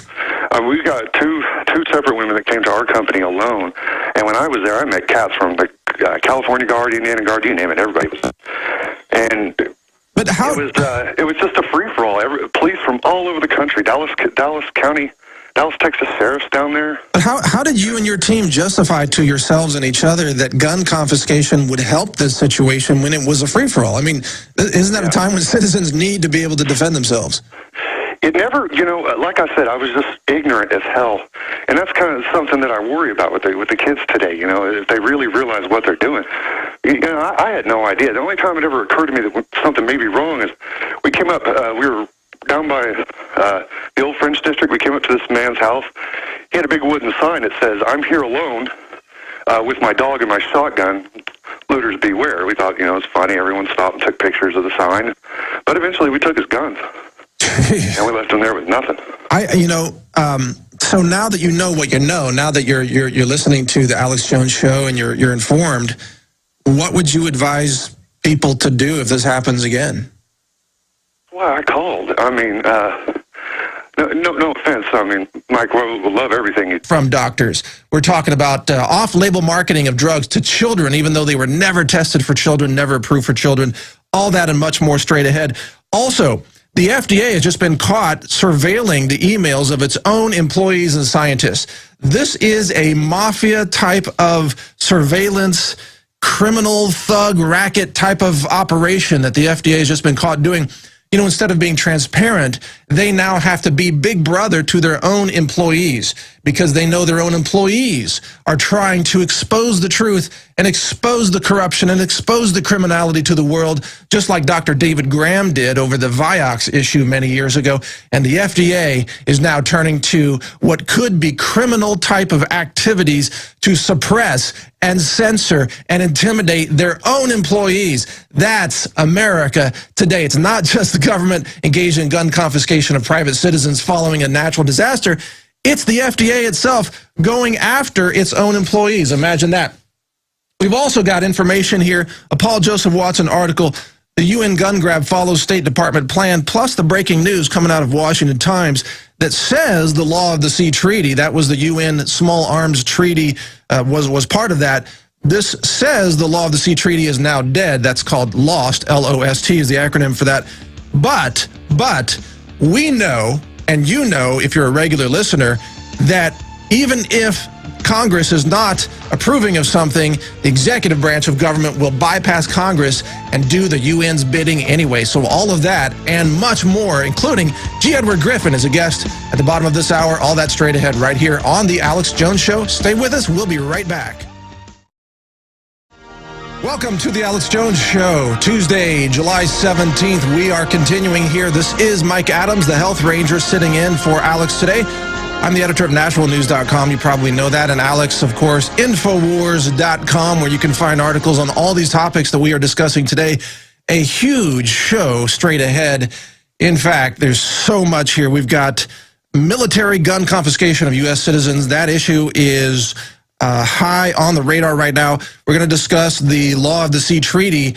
Reports are that it is now dead because the U.S. Senate will not ratify it at this point. But if the UN passes it, could the executive branch, Obama in particular, bypass Congress and go ahead and say that guns should be confiscated from all law-abiding Americans? I'm talking about legal guns, guns that people bought with the FBI background checks, with concealed weapons permits, with ATF approval, Form 4 equipment, for example, all legal, but it could all be confiscated. Now, we've got much more coming up, but I want to give a shout out. If there was a caller at the end of the show yesterday, a military, active duty military or former active duty, Chris from Oklahoma, called in, and he had an astonishing story about gun confiscation in New Orleans. He and his teammates, his fellow soldiers, going in and doing very aggressive, kicking in doors, arresting people, taking their guns.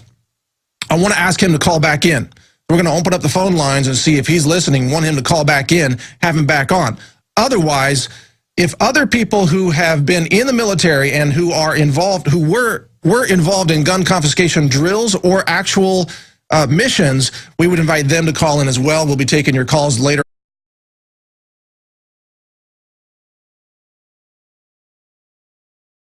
It is your PrisonPlanet.tv memberships that fund so much of what we do here on this operation. And then we're more than happy for the TV show after it's aired live, then be leaked out onto the web to tens of millions of people. That's our goal.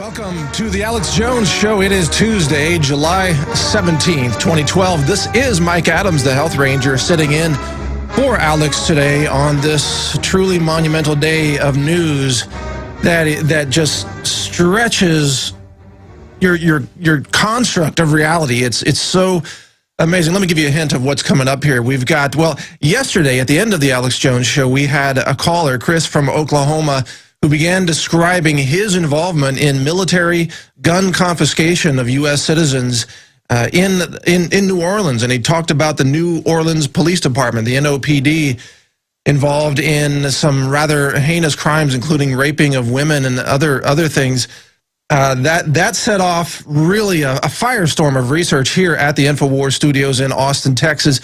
Last night, Rob Dew then had on InfoWars Nightly News a video compilation. Because, you see, so many people can't believe this is really happening. They live in denial about the gun confiscation issue and what the military is ordered to do when a crisis occurs in these cities. So Rob Dew and the team put together a video compilation of footage, some of it from mainstream news media, showing U.S. military engaged in gun confiscation and doing it rather violently and as Chris said during the call, without negotiation.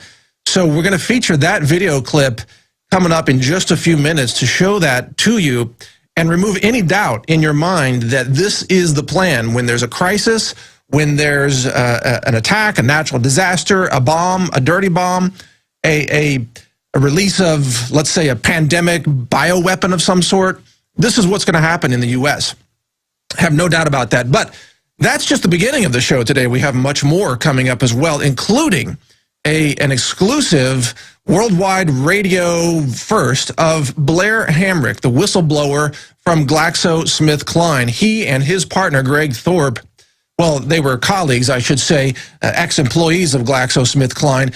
They initiated the whistleblowing suit involving the Department of Justice, turning over evidence to the U.S. government that eventually resulted in the largest settlement and the largest admission of criminal activity in the history of medicine, in the entire history of modern medicine, a $3 billion settlement with the Department of Justice. And he is here on the Alex Jones Show, joins us at 12:30 Central with an interview and to take some of your questions. And the details that he has ready to share with us will blow your mind. We're talking about bribery of doctors, kickbacks